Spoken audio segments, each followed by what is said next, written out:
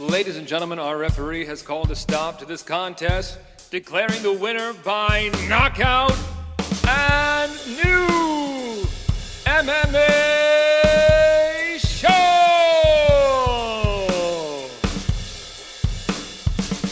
Greetings, ladies and gentlemen. Welcome back to another exciting round of and new MMA show, episode 133. I'm your host, Michael Hansen, and I do all kinds of fantastic things with microphones in my hand because I'm a ring announcer and cage announcer, and I'm joined this week, as I always am, by my two co-hosts who both bring MMA punditry to new heights, might I say. Introducing first, in New York, Mark Priaulx. What's up, buddy? Nada. What's up, boys? I had some super fun jury duty today, so hoping to have a more enjoyable time doing this show because so far this day has been balls. And introducing in Florida, the Sunshine State, it is Omar Artola. What's up, buddy? Oh, just another week in the good old state of Florida, healing a little bruise on the leg, nothing major, and we go on. All right. Yeah, nothing new for me. I got some shows coming up in the next couple months. I'm going to be busy in the early summer, but right now it's a little bit of a dark time. And by dark, I mean like not busy, not like sadness. But we have some MMA to be talking about this week. We're going to be talking about all the fights from this past weekend's UFC fight nights, UFC Mexico, including the main event between Royval and Moreno and the co-main between Ortega and Yair. We're going to get a rankings update from Mark. Then we're going to look ahead. We're going to go inside the MMA sphere with Omar. We're going to talk about PFL Bellator recap. And then we're going to look ahead to One Action and this weekend's UFC fight night between Jairzinho Rozenstruik and Gaziev. Before we get into any fight talk, gentlemen, let us first address our audience. If you're watching this right now on YouTube, thank you so much. We appreciate each and every one of you guys. If you haven't done so yet, if you've been watching and enjoying some of our content and you haven't yet subscribed, please consider subscribing to our channel. Hit the bell icon so that you never miss a video. Give us that thumbs up. That helps us out so much, and it's so easy for you to do. Our favorite form of engagement is the comment section down below. If you like any of our takes, let us know down in the comments. If you disagree with any of our takes, let us know down in the comments. As always, keep it classy. If you want audio only, we got you there. You can find us wherever you get your podcasts. Then, of course, find us on social media at @&new_MMA show in all the places. All right. With that being said, let's get right into this episode, gentlemen. This week, the name on the marquee is not one of the two men that was in the main event this past weekend at UFC Mexico. It was the winner in the co-main event, Brian T-City Ortega, who defeated Yair Rodriguez by submission via arm triangle choke. The official time, 58 seconds of round number 3. Mark, start us off. Give us your impressions of this fight. It was pretty back and forth. Yair scoring heavily in the first round. Ortega rallying back in the second and ultimately getting that finish in the third. What's your take? What a fight. What a performance from Ortega. Certainly deserving of jumping Royval for the marquee here. But I got to tell you quick before I get into this fight, I'm pretty sure it was me that made Brian Ortega roll his ankle. I shit you not. I was watching Volk get introed last week, and he did the exact same jump up and down thing, like pull the legs way up, 2-foot jump that a lot of fighters do. And it came into my mind. And I was like, wow, like I never really thought about this before, but so many fighters do that big dramatic jump. It's kind of odd that no one's ever gotten hurt and like rolled their ankle or popped a knee or like who knows what doing that. And the very next fucking card, what happens? Brian Ortega does it and rolls his ankle. So that was me. My bad on that. Thank God it didn't steal the fight from us because that would have sucked. But holy fuck, that was wild, man. Especially in such a big spot. That was wild to see. But about the fight, I love Brian Ortega. He is one of my favorite fighters. He has been for a long time. And he's just special, man, both in his life and as a fighter. If you've been watching Brian for any amount of time, you know the way that he fights. He will absorb damage, sometimes an ungodly amount of damage. Sometimes he'll be losing for large chunks of the fight, but he will keep coming forward until he finds an opening, until he finds a way to turn the tide in that fight. And you also got to give him credit for doing that same thing here in his personal life to get back to this point, because he got hurt 2 years ago against Yair. And in the time since, he lost a very high profile relationship that obviously a lot of people know about. He had multiple friends die, according to him, a couple of them very close friends, one apparently his best friend. He had 4 surgeries and was at what sounds like the lowest point of his entire life, and also said that he had more than one time where he was like, maybe I'm not supposed to be doing this because my body is just not holding up and letting me do this, and was debating if he should do something else with his life. Then he comes back from all that and immediately rolls his ankle as he's being introduced in the octagon. Do you know what a mind fuck that is? Like, if you've competed in any sport in your life, you know how much something like that right before you're about to start can fuck with you, especially with everything he just came back from. All those thoughts about, can my body do this? And for that to happen, it's so easy for all those thoughts to creep right back in his mind. Like, my body is betraying me. Like, it's not happening right now. And then Yair opens the door even wider for Brian to do that by fucking him up in round 1. He came out like a buzzsaw and Brian was flat. Maybe it had to do with the ankle. Maybe it had to do with the mental. Maybe he just was flat. Who knows? But he paid for it bad and he got dropped a couple times, bleeding. He hurt in round 1. And to all of that I just described, Brian Ortega was able to say no. He ignored it all. His mind was stronger than any of those negatives. He pushed through it, and he was on top of Yair before round 1 even ended.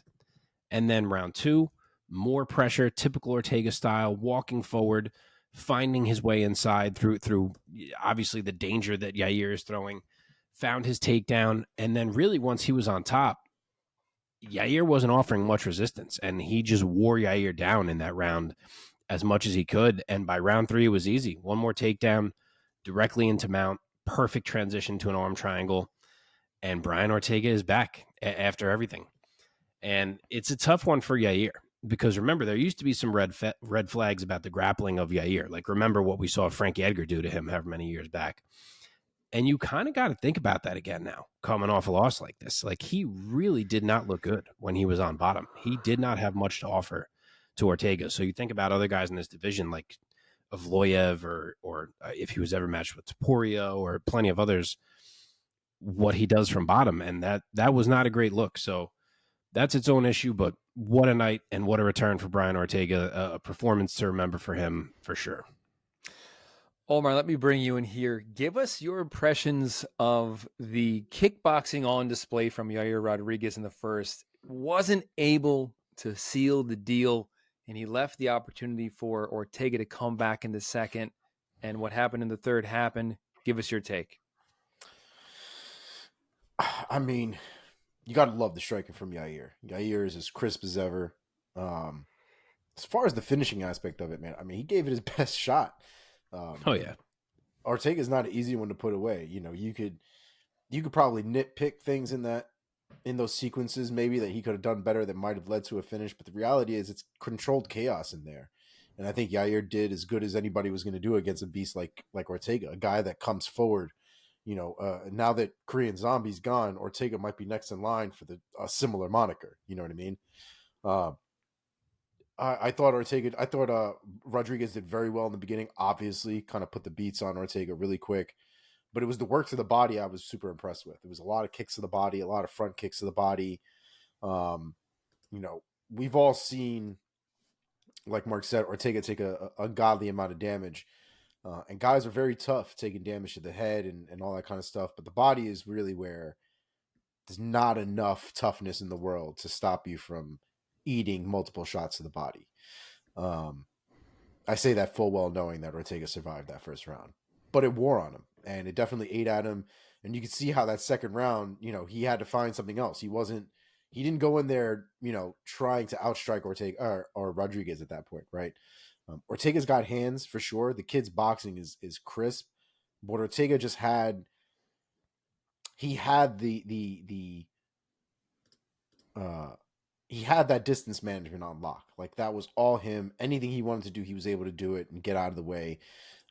He could do a little bit better when it comes to the dodging and the slipping. He does a lot of straight back movements when he's trying to dodge or slip a punch, and that's still getting him in trouble. He needs to do, I think, a little bit more side to side and a little less just straight back. But that's really nitpicking stuff. I thought the performances were fantastic, even from Ortega, man. His ability to adjust in the second round, make it a ground game, show how high level he still is. The transitions were fantastic. The actual control from bottom was fantastic. And the way he was able to pick that up right in round 3, like if nothing had happened, and like if round 2 had basically never stopped, picked it right up in round 3 and just got that choke right away. I mean, his jiu-jitsu at this point really might be some of the best in the UFC at this point, just overall. So good, dude. And there was clips of him drilling that exact sequence in his locker room right before the fight with, I think it was with Henner Gracie.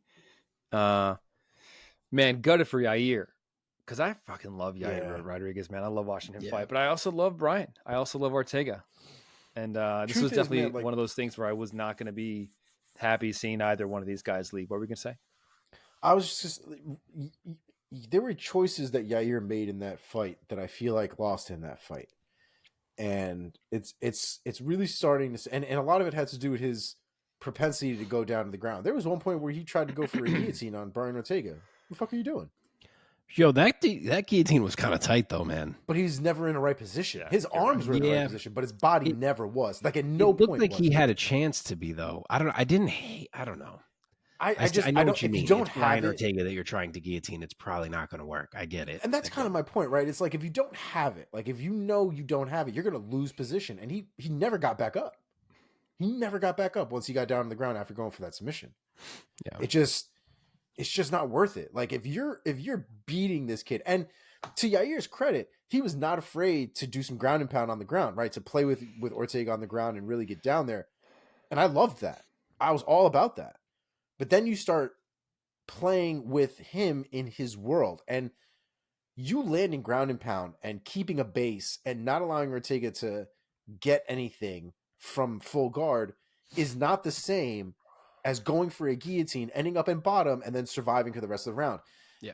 That approach to the ground is completely different than what he was doing in the beginning in round 1.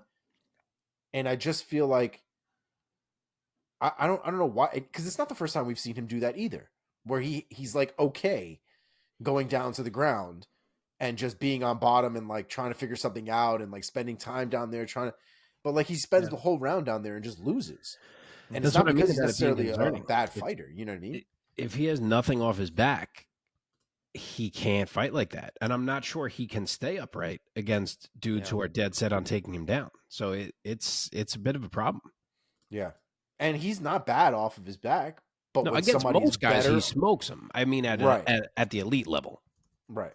Yeah. When we're talking about a guy like Brian Ortega, like he's, you're not going to get a submission like you got on Josh Emmett. You know what I mean? It's not going to happen. So I don't know. I wish some of his decision making in those big moments was a little bit more cautious, in the sense that he wouldn't do something like jump guillotine in a moment like that, where he's winning the fight, where he's dominating the fight up until that point, and then just let it go. I will add that I'm very mad at myself, because the way that I described and predicted this fight the first time they fought, and then called back to it last week as how I still saw it in a vacuum, is pretty much exactly what happened. And I said I was too afraid to pick it because of the layoff, and I picked Yair. And I hate that I did, because I would have loved to brag about the Ortega pick, because it seemed like most of the world was on Yair coming into this. But well. Okay, let's talk about where these guys go from here. Mark Ortega, I believe, did not call anyone out specifically in his post-fight Octagon interview. Where do you think he goes from here? How close is he to another title shot? I mean, it may be a title shot. Like, it's not that crazy that it could shake out that way. It hinges on two things. One, how much time does Volk want to take off? And two, can Max beat Justin Gaethje? And even kind of 2A, if he does beat Justin Gaethje, is he going to be calling out to Poirier or looking to do some other thing at lightweight? Because if Volk does want the fight and Max does want the fight, I do think the order is still Volk number 1, Max number 2, Ortega number 3. But if Volk doesn't want to come back till later in the year, and if Justin beats Max, Ortega might get this title fight right now. So it's very possible. If he doesn't get it, my guess is he probably is going to have to fight Evloev, which is a great freaking fight. But it's possible. We got to see what happens here. Omar, your thoughts? There's not really much flexibility from that, to be honest. The featherweight division is pretty rigid right now, especially with Alexander Volkanovski having just recently lost. Rematches are on the horizon. Not really much else you can do in that situation other than what Mark just described. It's true. So, Yair Rodriguez loses this one. Omar, where do you think he's going to go from here? I think it might be time for a fight with him and Arnold Allen. I don't think we've gotten that yet, and I think we're there. I think it's that time. Love that fight. Mark, your thoughts? Yeah, I agree with the sentiment as much as we were just talking about his grappling. I agree with the sentiment of keeping him away from like the Evloevs of the world at the moment after that loss, and at least letting him try to get a win back under his belt against a striker. And I think there's multiple fun options depending how high or how low you want to go in these rankings. But any of Arnold Allen, Giga Chikadze, and even Edson Barbosa, we've never seen before, and I would be highly entertained by all three. Yeah, love all those. Okay, man. Moving right along up to the main event. Once again, the spotlight was stolen somewhat by the two co-main combatants. But now let's go back up to the main event for UFC Mexico, which, by the way, went down at the arena in Mexico City, Mexico, this past Saturday night in front of 21,000 strong. My goodness. In the flyweight division, in the main event, Brandon Royval got it done over Brandon Moreno. He got this one by split decision, gentlemen. The scorecards read 48-47 and 48-47 for Royval, and Moreno getting his own 49-46. Omar, let me start with you with this one. Give us your take. Who did you have winning that fight? I might be on the minority here, and there might be a little bit of bias here, I guess. But I had Moreno winning rounds 1, 2, and 3. 4 and 5 were not great rounds for Moreno. I saw one judge gave round 5, or every judge gave round 5 to Moreno. But I thought even round 5 was a little sketchy for Moreno. I thought Royval was putting good combinations together. He wasn't landing the same way that he was in some of the other rounds as far as Moreno was concerned. But they came in with a real interesting game plan. Moreno fought a little bit differently than he's fought other guys, definitely differently than he's fought Royval in the past, relying really heavily on duck under long looping hooks and trying to close the distance that way. I guess they were trying to take advantage of the reach of the arm length that Moreno has. I think the real issue with this fight and what made this fight, I think, difficult to score overall was the approach to the striking. Moreno was very focused on trying to land big shots on Royval, whereas Royval was much more concerned about landing volume and keeping a pace and a lot of peppering shots, not doing a lot of damage, but definitely doing a lot of touching. And I think in the earlier rounds, I think it favored Moreno. I think he was landing a lot of those bigger shots. I think he was touching up Royval a lot more than Royval was touching up Moreno. The ground game and the shots from Royval weren't working out all that well against Moreno. I think he was able to counter a lot of them very well. Moreno was also able to get some of his ground game or at least his clinch game going for a little bit. But when it came down to it, I thought that Moreno had just done more damage, had landed the bigger shots in the first 3 rounds overall, and had just done good work in the first 3 rounds. And then in the 4th round, I thought that he slowed down a little bit. You could see Royval had picked up the pace quite a bit, started moving, started trying to put feints and jabs together and combos together. And that's where a lot of the peppering really started to come in, I think, a lot heavier in this fight was towards the end of the fight.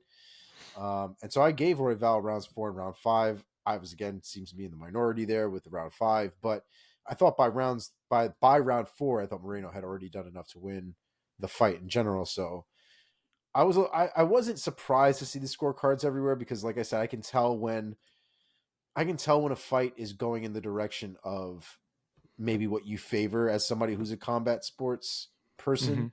We've seen judges favor different types of approaches to fights versus others. So I knew it was going to be a little bit of a mess. So I'm not surprised, but it does seem like MMA Decisions also has Royval winning, and as opposed to Moreno. So like I said, I might be in the minority here, but that's how I felt. Mark, bringing you in on this one, how did you score this fight? Do you think that Royval should have had his hand raised? And what were your thoughts on the fight overall? It was a very odd fight overall, just as a whole, because of the way that we saw both guys approach it. And Omar kind of touched on this as well. But on one hand, you had Brandon Royval, who was active as hell throughout the fight, but he was also throwing a lot of punches at like 20% power, like just little pitter-patter shots. So it was kind of tough to try to figure out how you were going to score his output. And then on the other hand, you had what I felt like was really one of the least technical and also least aggressive performances we've seen from Brandon Moreno. It seemed like his game plan was primarily to wait and make his reads early and then try to catch Royval on big counters as he got his timing down. But it almost seemed like, even though he did land some big counters here and there, it seemed like he got too stuck in that and almost lulled himself into this waiting and being more active than we're accustomed to him being. And then even when he was, I just didn't think the boxing looked as tight and as crisp as what we usually see from him. So it was an odd fight for me from Moreno. And it was a weird one, to score because of these styles. I do think the judges got it right in regard to the winner. The rounds on the judges' scorecards were all over the place. I don't really get that, because to me, the rounds were pretty straightforward. I thought it was clearly 1 and 2 for Moreno. I thought it was clearly 4 and 5 for Royval. And I thought 3 was the round worth discussing. And it seems like almost the entire anyone I've spoken to feels the same way. So the judges' cards just don't seem to match with what the public saw in this fight, oddly. What happened? You froze a little bit. You froze for a second. You're good. Keep going. But yeah, I had it 48-47 for Royval. And just to, I guess, walk through these rounds quickly. Round 1, like I said, I gave this round to Moreno. It was a lot of whiffing from Royval early, and Moreno was waiting and, again, not even countering all that tightly, but he did still land enough to take the round because Royval didn't do much, so that was 1-0. Round 2, I thought it was pretty clearly for Moreno. He was landing the heavier shots, and I had him pretty significantly ahead before Royval had his few moments that he had late, and then Moreno even got the takedown just to seal it and make sure it was his. So I had it 2-0. And then, as I said, round 3, I will admit, was the one round I would let you debate, simply because this was the primary round where this Brandon Royval issue really reared its head the biggest, which is that his volume was so high, but his impact was so low in this round. That was the most pitter-patteriest round of all. So that, because of that, it was tough to score, but I felt like the pace was up enough. He was in Moreno's face enough, and that he was landing enough that I couldn't really not give it to him. So I did give 3 to Royval, and then round 4 was easily his best round. The volume was still there. He was landing cleaner. He mixed in the grappling. He mostly had Moreno whiffing in that round. That was a big adjustment round. Moreno basically only had the leg kicks. He was missing on everything else. And then round 5 was somewhat close, but I don't really get to giving it to Moreno, because that's the round where Royval finally started upping his impact. He was like, it's the last round. I'm going to commit on these punches now. And the power was finally there, and I thought he edged that round too. So for me, it was 1-2 Moreno, 3-4-5 Royval. I thought that they got the winner right. As shocked as I am, because I don't necessarily feel like Brandon Royval is better than Brandon Moreno, and I just don't quite get why this fight went the way that it went. But I do think Royval got it. I do agree. And I'm happy that he did, man. I'm happy for him that he got one over on Moreno. And let's just march right into talking about what could be next for Raw Dog. Maybe one of the best nicknames in all of MMA. Mark, what do you think? So I get that Pantoja does not have an opponent right now. I don't love just throwing Royval right back in there with him. I don't think there's much buzz on that. I don't think the fans are dying for that. It's not like he just finished Brandon Moreno or something.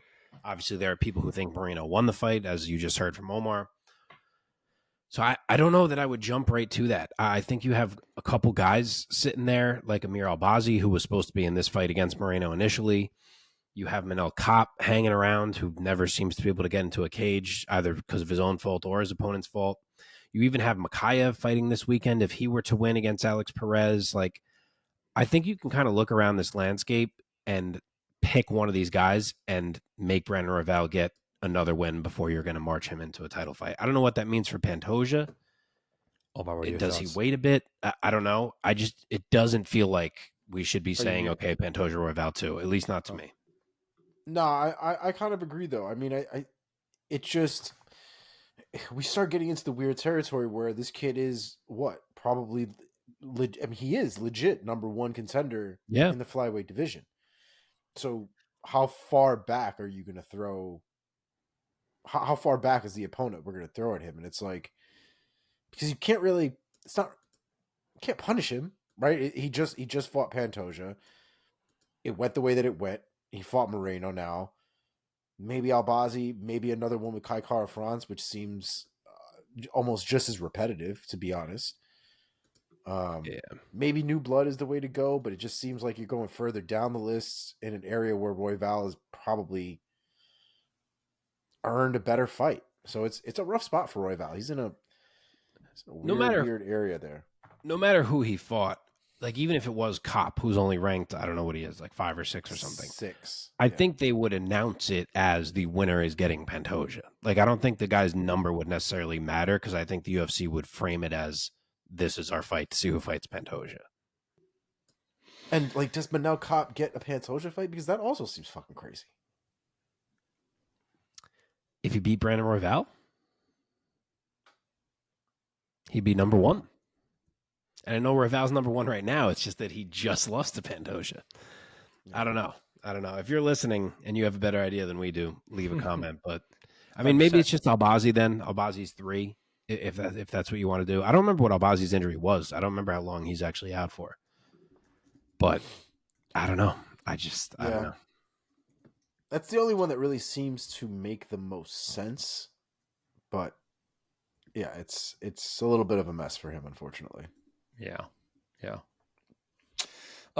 Let's talk about Brandon Moreno, guys. This guy has been up and down a number of times. He has held a title 2 separate times. Omar, let me start with you. What do you think is next for the baby assassin? No, the assassin baby. No. What the fuck is it? Assassin baby. The assassin baby. He doesn't kill babies. Originally, his nickname was the baby assassin. And they were was like, it?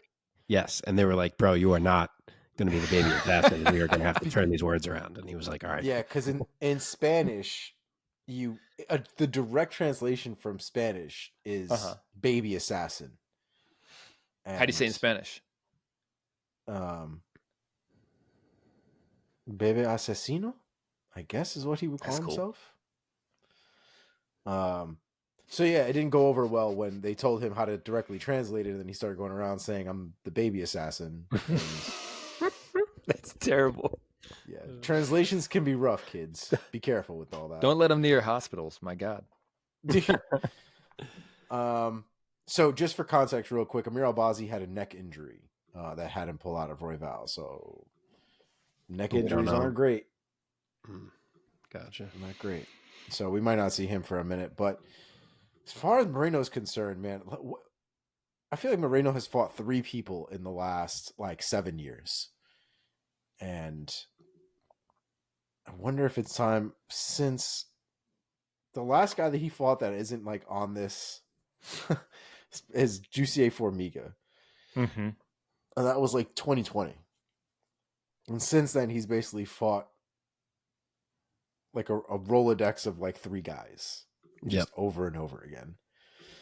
So I think it'd be interesting to see him against somebody new, especially with this little bit of a rough streak, if you will, which, you know, is controversial nonetheless, but here we are. And maybe, just maybe that's the one you give Manuel Kopp to. Sure. So I agree. If it's not, if it doesn't end up being Kopp and Royval, that you could certainly do Kopp and Moreno. But I am very intrigued by this Henry Cejudo call out for the spear at UFC Noche. I understand it's not till September. I know that's a little bit of a wait for these guys. It's not horrible. But man, like if you're the UFC, how do you ever resist that one? It's two huge names. They have a rivalry. They're going to talk it up. It is the perfect fight for UFC Noche, especially with Henry's whole thing and how apparently the Mexican fans are not super fond of Henry because he doesn't embrace them. Obviously, Brandon embraces them more than arguably anyone. You have that whole angle to it. They're both coming off a loss. It gives each of them a huge fight that they're in, even though they both have kind of fell out of the title scene. I don't know how you pass that up. I really don't. My real question is that thick ass Henry going back down to 125? Because that's my only question. But I mean, if you told Brandon, like, let's do this at 130, I don't think Brandon would say no. Like, you could just do a catchweight feature fight or some shit. Yeah. I don't know. I'm about it. Yeah, man. Anything else you guys want to say? Honestly, the wrestling from Cejudo concerns me from Moreno. I think Cejudo would be the favorite. I do. I would agree. But and that makes me super sad. I'd want to watch it. Yeah, man. Let's move on to who is next? Oh yeah, this fight. Zellhuber. Man, he looked nice in this fight. Let's talk about in the lightweight division. Daniel Zellhuber gets it done over Francisco Prado by unanimous decision. The scorecards read 29-28, 29-28, and 30-27, all for Daniel Zellhuber. Mark, let me start with you. What were your impressions of Zellhuber's nice win? This was another great fight. And I got to tell you, I already liked him from prior to now, but I like Francisco Prado a lot. And he came out here and really fought a perfect first round. Like, sure, he was getting caught on some ends of jabs and ends of kicks because of the length, but he was mostly able to walk through them and weave his way inside and land his power shots to the head and to the body. And that's exactly the recipe that he needed here to beat Zellhuber. And I thought he won round one. But then in round two, that Zellhuber jab went from a defensive range keeper that it was in round one to a weapon. And he hurt Prado early with it.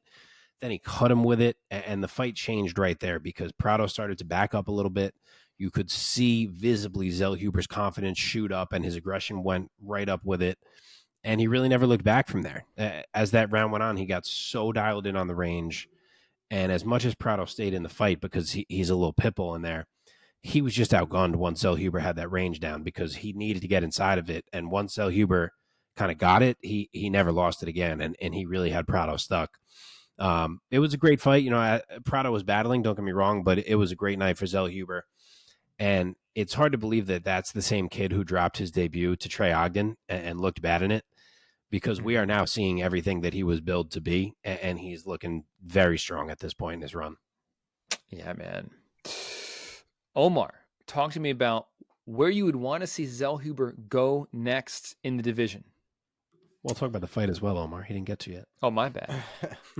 I mean, there's not really much to add to that fight. That fight was a fantastically. It was like a fight between two Terminators, which was absolutely crazy. Prado has a type of toughness I don't think I would have. I think once my eye was completely fucked up, I think that's where I'm like, I think we're good here, guys. I think we're all right. Instead, he stuck to the old wise adage of, you don't need your eyes. That was great. Yeah. So credit to him for pushing through that, man, because his eye looked mangled by the time everything was said and done. I did love the fight, though. Mark made a great point about the range, because especially once you get to the later rounds, the more that fight went on, the more you can see Prado was just getting tagged with jabs while he was going for shots and just swinging in the air. I mean, he wasn't anywhere near Zellhuber in a lot of those situations towards the end of that fight. So it was definitely a great fight from Zellhuber. Beautiful technique from him for sure. As far as where he goes from here, where do you have this boy ranked, Mark? Do I have my rankings open? Yes, I have Zellhuber ranked 33rd. 33rd. I don't know what Malarkey is doing right now, but he's had a little bit of a rough go as of late. Might be a good one for him to get into.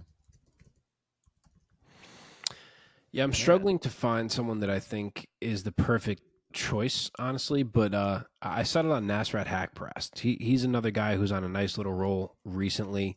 I feel like they're at really similar points to reference my rankings that Omar just brought up. I literally have him at 32, so right next to Zellhuber. I think you pair the two of them and see who can really emerge and earn a fight at that next level up. Yeah, man, for sure. Anything you guys want to say about Prado, Mark?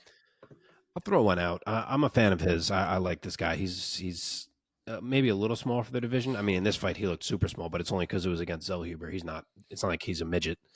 But he's a beast. He's like a little Vanderlei-esque in there. I like him, and I know he's only 1-2 in the UFC, but I think you give him another shot against someone who at least is somewhat established. So I will go Lando Venata.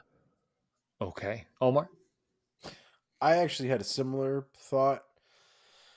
I feel like I'm setting him up with this fight just because it's another dude with another rangy kind of style, but I was thinking about Jai Herbert.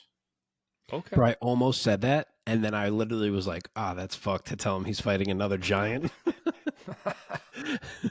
Yeah. That's true. That's true. All right, boys. Let's keep marching down this card here. Where am I here? Yes. The women's strawweight division, Yazmin Jauregui jumps right back in the win column with a very nice unanimous decision victory over Sam Hughes. A shutout on the scorecards. All three judges scored at 30-27 for Jauregui. Omar, let me start with you. What is your take of her performance in this women's strawweight bout? Her striking is so good, man. Her technique is so good. I guess if there's anything that she lacks at this point, I guess it's that power that, like, because there were a lot of shots that she landed nice and clean. And I think if she had a little bit more oomph behind them, I mean, Sam Hughes, there would have probably been a lot of instances where Sam Hughes would have ended up on her ass. But Jauregui had good work in there, man. Combinations were clean. They were creative. I mean, there were moments there where she was throwing a lot of different types of combinations just to keep Sam Hughes on her toes. She was throwing boxing combinations. At one point, she was throwing hooks to head kicks. I mean, she was putting a lot of shit together, man. And, she was getting tagged every now and again, but for every one she was eating, she was giving back 3 or 4. And Sam Hughes was never comfortable in there. You could see it. Her corners were telling her to stand southpaw to sort of alleviate the right hand. But it didn't seem, first, she's not southpaw, right? Like, Sam Hughes is not a traditional southpaw because I don't feel like I've ever really seen her southpaw, and she didn't look very comfortable southpaw. For every time she was going southpaw, she could, like, immediately was trying to go back to orthodox. So seemed a little weird. I'm curious what the game plan was there and what the real end goal of her being southpaw for that amount of time was really supposed to be, because it didn't work out in her favor. But it was a beautiful performance from Jauregui, exactly what I expect from her, and seeing the way that she strikes. I loved it, man. Yeah, man. Mark, your thoughts? Yeah, it became apparent pretty quick in this one that Sam was not going to be able to take Yazmin down. And in a pure striking match, Yazmin had really every edge. She was much faster, hit harder, even though she couldn't put her down. She still hits harder than Sam does. Much greater variety in her technique. She controlled the range better. It was just a tough night for Sam Hughes to deal with that when she couldn't at least introduce the threat of the takedown even to kind of change that fight. And for Yazmin, it was a bit of a showcase of her skills and of her creativity, which is really exactly what she needed after that really quick KO loss in her last fight. So she's back now, restart the hype train at least a little bit. The talent is clearly there, and she takes another step forward with a win. So we will see what happens next, but Hughes is nothing if not tough, so that's still a nice win for her. Absolutely. Hardaway is no joke, man. I'm so excited to see her back in the win column. I think that the UFC overall is better when Yazmin Hardaway is in the win column. She improves to 11-1 mark. And give me the name of the next girl that you want to see her match up against next. I'm going to keep moving her up the line here, and I'm going to make a banger for this next one. I think we have a striker's delight between her and Loma Lookboon. Oh, okay. Omar, any other thoughts? That was actually my second choice. My first one, which I thought was an even more of a banger, was Molly Meatball. Put Meatball in there with that Hardaway girl. Too. That's madness. Especially the Molly that we saw at 125. Yeah. Or I'm sorry, 115. Yeah. Sign me up for that. 100%. Yeah, it's a fun one too. Yeah, bro. Anything you guys want to say about Sam Hughes, Omar? I know Vanessa Demopoulos has a fight coming up. Maybe the winner of Vanessa Demopoulos and whoever the hell is that she's fighting would be a good one. Okay, Mark. Emily Ducote. I think you mean the loser. I'm assuming loser. Right? Yes. Yeah. I mean, Hughes, as much as she did have a nice little stretch, she is 3-5 overall in the UFC. So I think she's got a. What did you say? He might be. What? You were frozen again. Why do I keep freezing? You're good now. I have no idea. So yeah, what was I saying? She is 3-5 overall in the UFC. So I think she's got to kind of go down the line a bit here. So I will pair her with Polyana Viana. Ooh, very nice. Polyana Viana in the news I didn't recently. realize Polyana had 10 fights in the UFC already. Like that. Has she really? Wow. Yeah, dude. She's 4-6. Like, it's not great. I would have said like 8, but yeah, 10's a lot. Yeah, shit. I did not realize she's had that many fights in the UFC already. Yeah, 4-6, yeah. And Sam's 3-5. There you go. What a perfect fucking matchup by your boy.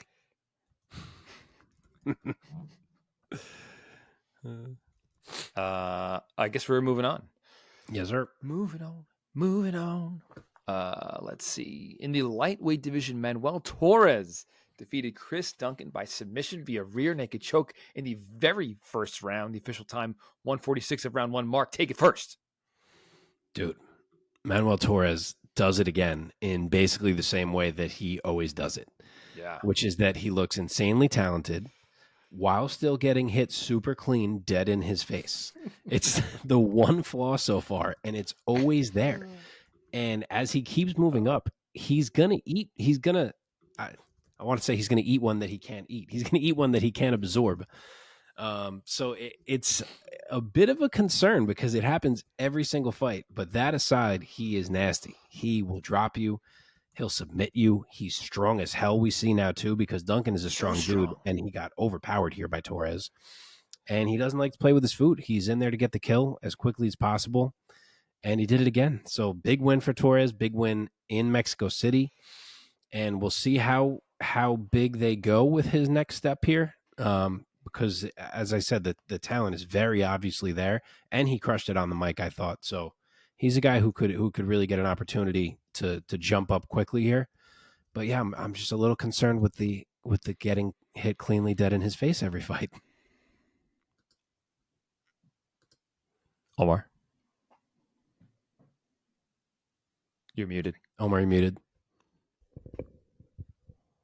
Omar, you're still muted. You're still muted. You're muted. Omar, I got it. Here we go. Because I got it. Manuel Torres is a beast, man. I feel like this kid came out of left field. I know he's had a couple fights in the UFC already, but it still just feels like he's coming out of left field with these performances, man. Like he's really, really good. And like Mark said, like matter of fact, he's sort of like a Brian Ortega, but everything that a Brian Ortega fight has in 3 rounds, he does it in 1. He just condenses it all into 1 round. That's fair. Right? So he'll get fucked up, he'll come back, and he'll submit all within 1 round, where Ortega takes 3 rounds to get it done. And he looked good, man. It's really exciting. And I think the thing that, works for Manuel Torres is after he has a performance like that, he's able to play to the crowd. He's able to take in that moment and sort of have a little bit of showmanship with it. And I think that's going to take him a long way, especially if he can keep having performances like this. So good on Torres, man. He's got me interested. I'm definitely here for another fight for him, for sure. Yeah, man. Mark? For the matchups? Yeah, sorry. I know he hasn't, it's kind of been, not to knock guys, but I mean, Chris Duncan was 2-0 in the UFC, but still somewhat lower tier names to this point. But I do feel like he has been good enough that we can kind of jump to that veteran test part of this journey. So I will say either like a Vince Pichel or Clay Guida, or someone at that similar level. I think it's perfectly fine to move him up to that point already. Okay. Omar, your thoughts? Yeah, I don't hate it. I might even think of somebody like a Mark DeCasey, or even somebody like a Rick Glenn. I'd be okay with one of those as well. Like it. Anything you guys want? Excuse me. You guys, what the fuck am I saying? Want to say about Chris Duncan? I put a name here. I'll go Atman Azaitar. I knew you would. Not Atman Azaitar. I meant that you put a name. Yeah. I'm always prepared in case you ask, Gotta ask. Omar, do you have any thoughts about Duncan's next opponent, or should we go to the rankings? I think a fight with Roosevelt Roberts would be a good fight.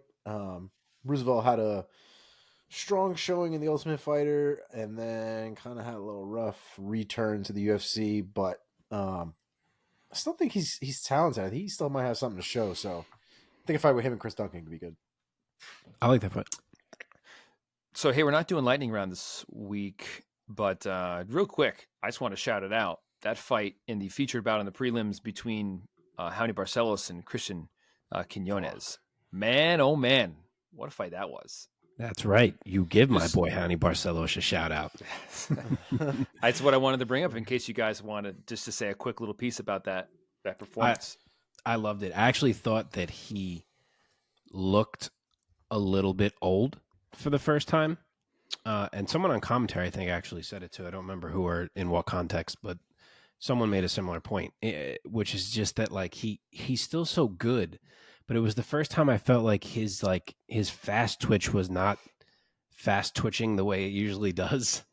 So that sucked a little bit. I know he is like, I want to say he's like 37 or something like that, but my man gutted it out and he still got it done. Freaking snatched up the sub, and I was pumped about it because he was my biggest bet of the whole card because I didn't think he could lose that fight, and he fucking had me nervous there for a bit, but he got it done. Yeah, man. I also got to shout out Edgar Chairez. Apparently he had some issues cutting weight, so it ended up being a 131 catch weight, so we should preface that real quick. But let me tell you, man, this dude, Daniel Lacerda, came in that cage, looked like he was all hyped up to be in there, didn't give a fuck about the Mexican crowd. Everybody could kiss his ass, this, that, and the third. He had his boy, the champ has a name behind him. I mean, everything was going for Lacerda here. And Chairez walked in there, full Mexican dad bod, didn't give a fuck, was like, let's get it done, and triangled Lacerda. And the first thought in my mind was, if you get triangled in front of Charles Oliveira and that's like your team, I feel bad for you when you go back home, my guy. They let you I can come only back? imagine. Do they leave you in Mexico? That's got it. And I was looking at his defense and I was like, I don't know if this is the right defense for this. Maybe it was. I'm not. He's 0-5 in the UFC. It has not gone great. It wasn't a good showing. It was a good showing for Chairez for sure. And he got up on that mic and I was sympathetic to his cause as far as his family and things like that were concerned. So I usually give guys that miss weight a little bit of shit, but he won me over. So here we are. Well. Okay, Mark, give us the update to the rankings on the heels of UFC Mexico. I don't have much to say here. I try to keep it to where you got to move at least more than like 2 or 3 spots for me to put your name on this list. And there was almost every move was like 2 spots on this whole card. There was nothing really super significant. The only guy in my rankings this week is Manuel Torres. He went from number 65 to number 58 at lightweight. Nice. So just, continues the slow, steady climb. And that's all she wrote. I will say sometimes when Torres fights, I'm like, wow, he made that look very easy. Oh, yeah. That's what, every fight, they're all first round. He just cuts through guys like butter. Yeah. Yeah. But it's like I said, okay, he Mark, gets hurt. give us your... Yeah, it's true. That's true, too. Give us your PFL Bellator recap. Yeah, so this is why we're not doing a lightning round this week, because there was a fuck ton of meaningful PFL and Bellator fights. So here we are to do them. Unfortunately, they were very hard to find online. So your boy is going to mostly solo this one, I guess. I don't know if are you guys jumping in with any comments at any point, or am I just like running through here? Are you presenting the fights to me? No, you can run through it and we'll hop in, we'll interject. Yeah, there were some fights. I mean, we saw highlights. I know I saw highlights of a couple of them. I mean, the Bader fight was all but 20 seconds, so I think everybody saw that fight. That's true. Give me something here, so it's not just my voice 100 times. Mike, maybe say the result to keep it, at least break it up a little bit. Do you have the result in front of you? I will. PFL. I can start with the first one, and then you can hop in after that. So I got it right here. All right, boom. Start with the main event. Obviously, we'll go down. Yes. So once again, this went down in Riyadh, Saudi Arabia at the Kingdom Arena. We're going to touch on that again later. This past weekend, the first ever PFL versus Bellator champs event went down. Most of the Bellator title holders took on most of the most recent PFL tournament winners. And in the main event, heavyweight champ versus heavyweight champ, and Renan Ferreira defeats Ryan Bader by TKO via punches in the very first round. The official time, 21 seconds. He just lit him up, guys. He just lit him up. It was just TKO due to giantness. And Mark, give me your thoughts. I lost you guys for a minute there, but I got you back just as you finished, I guess. Yeah, that was a thing that happened. I mean, all that intrigue to see who can implement their style on the other in this fight, to see who gets to fight Francis Ngannou potentially. And it's over in 20 seconds. I mean, Ferreira literally dropped Bader with the very first punch that he threw. And he swarmed him. And honestly, at first, I thought it was a bad stoppage because Bader looked like he was still in the fight to me, just visually watching it. But then after the stop, you could see it took him a while to get himself back to his feet. So I guess maybe he was more hurt than it appeared on screen, and the ref could probably see that. So I guess it was a good stoppage in the end. But Renan Ferreira does it. I mean, he salvaged a really rough night for the PFL in terms of the matchups with Bellator, which we'll get to as I run through the rest of these. But he got them the marquee win at the end for the PFL roster. He makes himself about as interesting as he can for a matchup with Ngannou. Does that take it from just non-interesting to slightly interesting? Maybe. I'm not sure it's more than that. But he did what he could, and we'll see now if he actually is going to get that fight. Yeah, man. Omar, we know you saw this one because it was only 21 seconds, so give us your thoughts. Yeah, I mean, my initial thought was I thought it did get stopped a little early. I didn't see the rest of it, so it's good to hear that Ryan Bader was actually fucked up. But it's good to hear that it wasn't stopped early. It did seem that way. It seemed like Bader was still moving, and it even seemed like Ferreira was getting a little wild and potentially even hitting the back of the head and things like that, getting a little a little Donkey Kong-ish out there.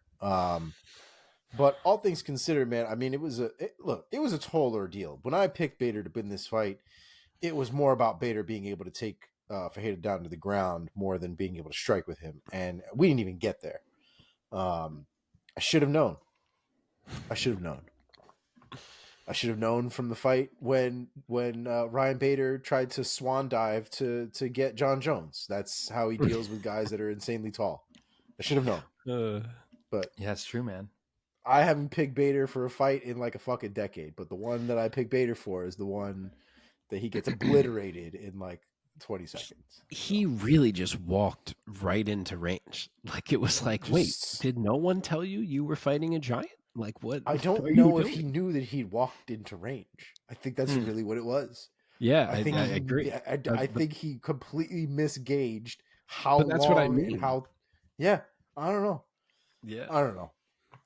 I tried to give this boy the benefit of the doubt, and here we are. Yeah. Okay, co-main. So I'll do for the matchups for the title fights. I guess I'll mention both guys quickly, just for the 3 title fights. For the others, I'll mention the winner briefly. But here, so yeah, they're obviously the PFL is pushing this Ngannou idea very hugely, and I get why, because it's a big moneymaker for them. Plus, they publicized it before the card, I'm sure, to get people to buy this card. Who knows what the results were there? I haven't seen the numbers yet that they did on pay-per-view. But, okay, if Francis Ngannou loses to Anthony Joshua, then, all right, maybe I do see it, that he's going to come fight Renan Ferreira in the PFL. If he ever beat Anthony Joshua, I find it really hard to believe this fight actually happens. Like, do you guys think he'd come off a win over Joshua and take this fight? I don't know. What do you think? Omar, you muted. I kind of do. I mean, it's really. Because I think more than anything, I think it's his status as the heavyweight champ. I think it's his status as the potential face of the PFL, as the potential king of the PFL. I think he's just going with what he has to work with. You know what I mean? I think because he has the freedom to do both, I think for him, it's in his head. I would imagine it's just an easy payday.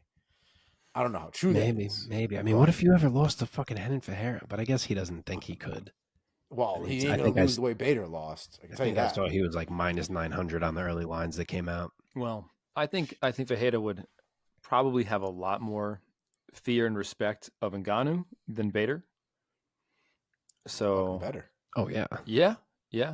I mean, that'd be a great fight to see, man. So, Mark, what do you think? That's what I'm saying. If he beat Joshua, I find it hard to believe he takes that Ferreira fight, because if he beats Joshua, it's going to be like, all right, you're going to fight fucking Tyson Fury, or oh my god, help! Who's Tyson Fury just supposed to fight? Holy God, Usyk? Yes, Usyk. Jesus Lord. Yeah. I couldn't switch my mind from MMA into boxing. Yeah, if he beats Joshua, it's going to be one of those two men. And is he going to be like, all right, let me pump the brakes on that, like wait for me, and I'm going to go fight Renan Ferreira in the PFL? Like, I don't know. It's just, there's so much fucking money in boxing. But, I mean, who knows what it is contractually? Maybe he has to. I have no idea. But, yeah, I guess we will see. But Renan Ferreira has certainly done his best to try to get what is easily, bar none, the biggest fight he's ever been in his life. So good for him. Yeah, man. Yeah, good for him. And then as for Bader, I don't even know how this works. Like, is he still the Bellator heavyweight champion? Yeah. It seems like he is. I'm not sure. But if he is, I would like to see him still have to fight Linton Vassell, because Linton Vassell was running through people and was supposed to fight Bader, and obviously got hurt, and that fight didn't happen. And I would love to see him actually get the title shot that he was supposed to have, because he has been looking fantastic. Okay. Middleweight bout, co-main, Johnny Eblen gets it done over Impa Kasanganay by split decision, 29-28 Eblen, 29-28 Kasanganay, and 29-28 Eblen. Mark, what were your thoughts? Who did you think was the rightful winner of this one? So the story of this fight was clearly that Johnny Eblen was finally made to look beatable for a moment there. So credit to Impa Kasanganay for that. He dropped Eblen. He hurt him more than once in that round. There was a large survival period that Eblen had to get through. But also credit to Eblen, man, because it's MMA, and sometimes you're going to get caught, and he did. And guess what? He still won the fight. So there's a lot of tweets out there I'm seeing making fun of Johnny Eblen. And recording him locally. What happened? You're still freezing, but it'll be fine. Dude, why? Because you're recording locally. Yeah, you're good. Very annoying. Yeah, I was just saying that Eblen was made to look beatable. So for some moments there that he had to survive, but he did still win that fight. So there's a lot of tweets out there that I'm seeing making fun of Eblen for calling himself the best middleweight in the world and saying if Impa dropped him like that, imagine what others could do and all this. But how about we give Johnny some credit for surviving the way that he did? Because he looked like he was on autopilot for a while there. And that pressure from Impa went on for a large chunk of that round. And Johnny ate it. He took the damage. Even when he got dropped, he was battling right back to his feet. He refused to let that fight slip away from him. And he was on top of Impa again by the time that round ended. So he battled, and I think you got to give him some credit for that. And he did win the fight because both round 1 and round 3 were clear rounds. I don't know what this anti-Eblen sentiment is that I'm realizing might be out there, where a lot of people are trying to say Impa won the first round of this fight and should have won it off of 1 and 2. But he very certainly did not. Like, round 1 was a clear Johnny Eblen round, and round 3 was a dominant Johnny Eblen round. So, rough moment. The first time we've really seen Eblen in one of them. But 29-28 was the correct score in this fight. 2 of the judges did manage to get that right, and Johnny remains undefeated and gets another win. So, did we find a chink in the armor maybe? I don't know. He may still be just as good as we all thought and happened to get clipped one time, so we'll see what happens in the next one. But, moving on regardless as the, I guess, what is it, unified champ? I don't know what to call these things. Yeah, I don't know. It's a different kind of a champ. They're not really unifying the belt, right? It was a different belt. Yeah, I guess. Unless these are like one-time belts, just like for like that's what I think. I think that's like what annual it is. belts, like a one-time deal. It should be like annual belts. Like every year you have champion versus champion at the beginning of every year. Dude, this is a problem. You guys are freezing so much for me. Yeah, it's just you. I don't get. Yeah, Omar and I are both sexy. Correct. Okay, what's next? Oh, Jason Jackson gets it Wait, done. wait, over wait. Oh my bad. Oh, sorry. Can I just talk about next for Eblen for a sec? Yeah, I think there's 2 cool next fights for Johnny Eblen. One, and probably the most obvious, is Derek Brunson. But he has also said he may be doing this PFL season at light heavyweight. So I don't know what the plan actually is there, but that would be, the best test Johnny has had outside of obviously Gegard. And number 2 that I like even more is Yoel Romero, who we're going to get to in a minute here. Because there was a time where he said he wanted to cut back down and fight Johnny Eblen. And to me, that is easily the best fight that can be made involving Johnny Eblen. There is not a middleweight on the Bellator PFL roster who can test Eblen in the ways that Yoel Romero can, because the wrestling you would think is going to go out the window. Maybe not. Maybe he can take Yoel Romero down. I mean, Phil Davis did it, but it's easily the guy who is most tailor-made to force Johnny Eblen to fight in ways that he is not looking to fight. So we'll see, but I think those would be the most fun options for Johnny. And then for Impa, I just noted that him and Fabian Edwards, I think, would actually be a cool fight if we want to do another cross one. Yeah. Okay, dude. Catchweight 182. Jason Jackson TKOs Ray Cooper III in the second round. 23 seconds into the second round. Give me your thoughts.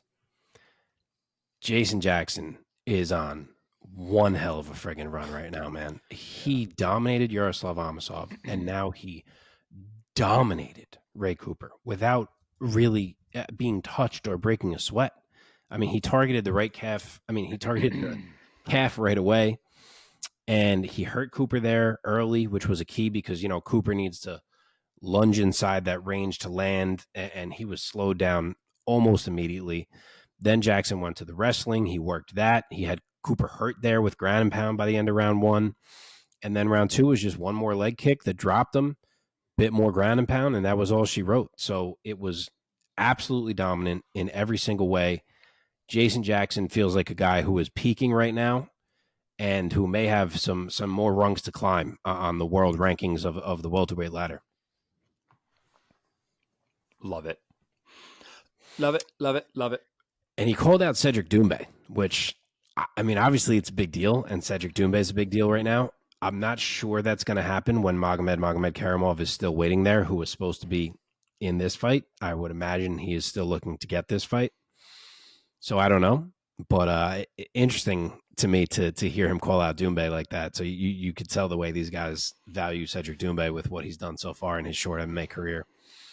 And then this is the last one where I'll do the loser. I just figured that in the title fights I'd do the loser, but for Ray Cooper, I'd love to see them make Brennan Ward happen. Like, that just feels like a fight that needs to happen. Those two in a cage. I'd love to see that one. All right, bro.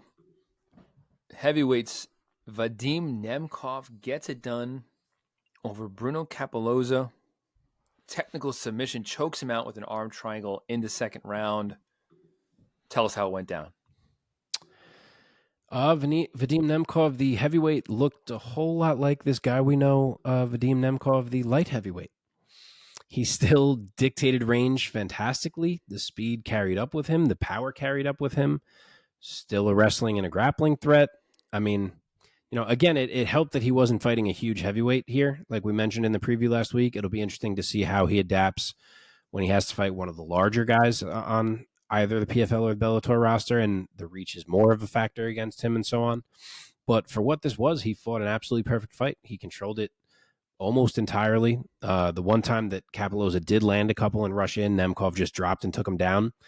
And then within a few moments, he was already moving to the arm triangle. So he was the clear better man on this night. He looked every bit as good as he always has. Great win for him. Great showcase in his heavyweight debut. Yeah, man. So sticking with, like you said, just the winner here, Nemkov, what do you think could be next for him? So all these matchups I'm saying are kind of just like in my dream world, because I don't know what exactly the rules are now that we're past this event of like when a Bellator fighter can fight a PFL fighter and so on. But for Nemkov, to me, he's already beaten Bader on the Bellator side. Obviously, it was at 205, but still, Moldavsky's his teammate. He's not going to fight him. So I feel like the most interesting heavyweight is Ante Delia from the PFL side. So that's where I would go for Nemkov. Okay, a couple more. We'll just do McKee and Pico. No, you ain't skipping Yoel, my friend. Oh, Romero. That's Sorry, my I did boy. skip that over. Yes. Yoel Romero, at the age of, what is he, 46? 46 years old, defeats Thiago Santos by unanimous decision. The scorecards read 30-27, 30-27, and a 29-28. What are your thoughts? So there's not a whole lot to say about the fight itself, and sadly that's because there's not a whole lot left to say about Thiago Santos at this point in his career. I feel mean saying that. But, you know, Yoel fought well. He still looked quick as ever. He wasn't hugely active, but he never is. But Thiago just didn't do much of anything. And that also, you know, Yoel always waits for the openings. There were no openings really because Thiago wasn't doing anything. So Yoel just stayed ahead all fight long. He found some moments to explode here and there. He wrecked the legs of Thiago. That was the one thing he was doing all fight, and that's what definitely earned him the clear decision that he got. So good on him. But it's just crazy to see Thiago Santos fighting the way that he is. Like a newer fan would never believe you if you were describing the runaway train that this man used to be in there. So that sucks to watch if you're a fan of Santos from his heyday. I'm not sure what his next move is, but Yoel keeps it moving. And as I always say, Yoel forever. I hope this man is fighting when he's 50. That'll be a sight to see, man. And he's going to look just as good when he's 50, man. He's going to look better. Yeah. And as for the matchup, I said earlier, I would love to see him go to 185 again and fight Johnny Eblen. I would just be so into that fight. But if not, he can wait for the winner of this Corey Anderson and Carl Moore fight for the now vacant Bellator light heavyweight title. He hasn't fought either of those guys, so why not? Okay, let's go now to who are we doing? AJ. Now it's AJ. AJ McKee, who you picked in this fight, right? I did, yeah. There was a bit of controversy in our comments from last week. We cleared that up. Shout out to my boy who I was debating with over AJ McKee. We cheered for him. We got our win, and we pieced it up in the end. It's all up with that man. I wish I could remember his username right now, but I cannot. Off top, something with a D. It was his first name. Mm-hmm. Anyway, Mark Priaulx winning over fans one at a time down in the comments, growing this audience. I love it, man. I love it. I don't take the time to go into the comments. I'm like, oh, what's the point? But dude, when you go right back at people, and I'm like, what's the point? But then you become friends with them and like win them over. I'm like, clap it up, man. Clap it up. That's the strategy. Yeah, I'm the one that comes outside with the knife in my hand, like, talking shit. Yeah, I had to delete Omar's comment. Nothing constructive about anything I put up in the comment section. Okay, here we go. This opened the main card on ESPN Plus and DAZN in the lightweight division. AJ McKee defeated Clay Collard by submission via armbar in the very first round. The official time 1:10 of round one. Give us your thoughts on McKee getting the dub again. Come back. It all patched together. Don't worry. Come back. Yeah, you're back. Sorry for the delay, folks. We're having some freezing issues. I loved everything I saw from AJ McKee. This was the exact performance that I wanted from him. He came out. He went right at Clay Collard, almost with that air of like, I'm better than you and I know it about him. And that's the way he should be fighting. Because he is that good, and he needed this, and it couldn't have gone better. You know, he won the brief exchanges on the feet, went for the takedown, latched up a crazy tight guillotine. I thought it was over right there. Credit to Collard. But then as Collard got out, transitioned to the triangle, transitioned to the triangle armbar. It was just nasty work, and a great win for AJ McKee. And hopefully he'll have a big fight in his next one. And to transition right into that, I do wish OAM was still around for the PFL so he could be another option at getting a big fight for AJ. But the one obvious one that we still do have, I think he's due back pretty soon, is the lightweight champion of Bellator, Usman Nurmagomedov. And I don't see what else we'd be waiting for at this point, because that is the biggest fight that can be made. Okay. Last one. Feature bout on the early card on ESPN Plus in the featherweight division. Aaron Pico, man. How good is this man? Knocking out Henry Colares at 4:53 of the very first round. Give us your thoughts, Mark, on Pico, who's still only 27 years old, improving his record now to 13-4, and now on a 3-fight win streak. Aaron Pico beat the shit out of Henry Corrales, man. And yes, it was short notice, to be fair, but that's a man that knocked out the old Aaron Pico 4 years ago. And this Aaron Pico fucking worked him. Corrales was rendered completely defensive for every minute that fight lasted. Pico looked strong. He looked powerful. Every shot he landed looked heavy. He had the wrestling working. He got multiple takedowns. And then he just found some clean shots in the ground and pound to hurt Corrales and get him to turn over and get him out of there. So it was a perfect performance for Pico. He got jerked around on this card a few times, but I'm sure he was interested in trying to avenge that loss to Corrales, and he certainly did. But it feels like he should be in bigger fights at this point in his career. So I hope from this point forward, we are there. I know he was supposed to get Braga originally, which was a bit bigger, but it's all coming together in a scary way for Aaron Pico, and it's time we put him across from some dogs and see what happens. Yeah, man. Okay. That does it then for the recap. Sorry, just to close that out. I'm assuming they're going to re-put together Jesus Pinedo and Patricio Pitbull, which fell off this card. I'm assuming they're going to still try to make that fight. If they do, I would love for Aaron Pico to be waiting for the winner. Love it. Now you may go. Thank you. Now Omar may go. Omar, jump in here. And let's get the segment going. Inside the MMA sphere, let us know what's going on in the world of MMA outside of the cage. What's going on in the news, in the headlines, and the current events with all of our favorite combat athletes. So we actually just have some fight announcements for today.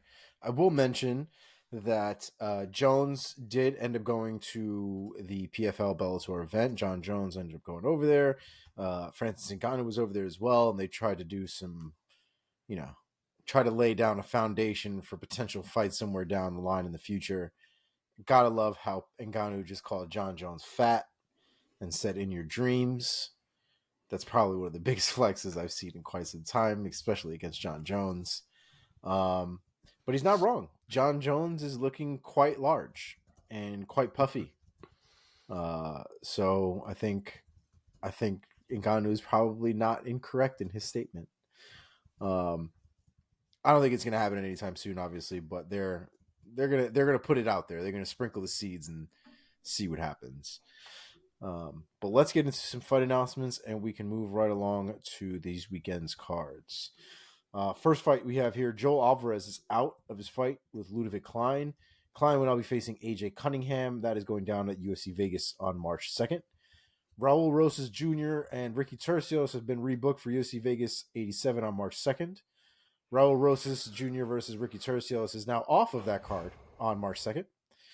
So all that has happened in like the last 24 hours. Just Both while the you were speaking rebooking- right there, they booked it and then they canceled it. That's it. Right in that moment. It's all done. It happened and then it unhappened. Next on the list, we have Pat Sabatini versus Nate Landwehr. That is a banger, ladies and Yeah, it gentlemen. is. That's a great fight. That fight will be going down at Atlantic City, which seems really apropos for that fight, to be honest. That fight you could probably have seen on the boardwalk at some point if MMA was not a real thing. So that fight in Atlantic City will be going down on March 30th. Joel Alvarez out of his fight with Ludovic Klein. He's actually in a fight now, booked against Mateusz Rebeski. Rebeski? Yeah, Rombeshki, actually. So, yeah, that's what they say.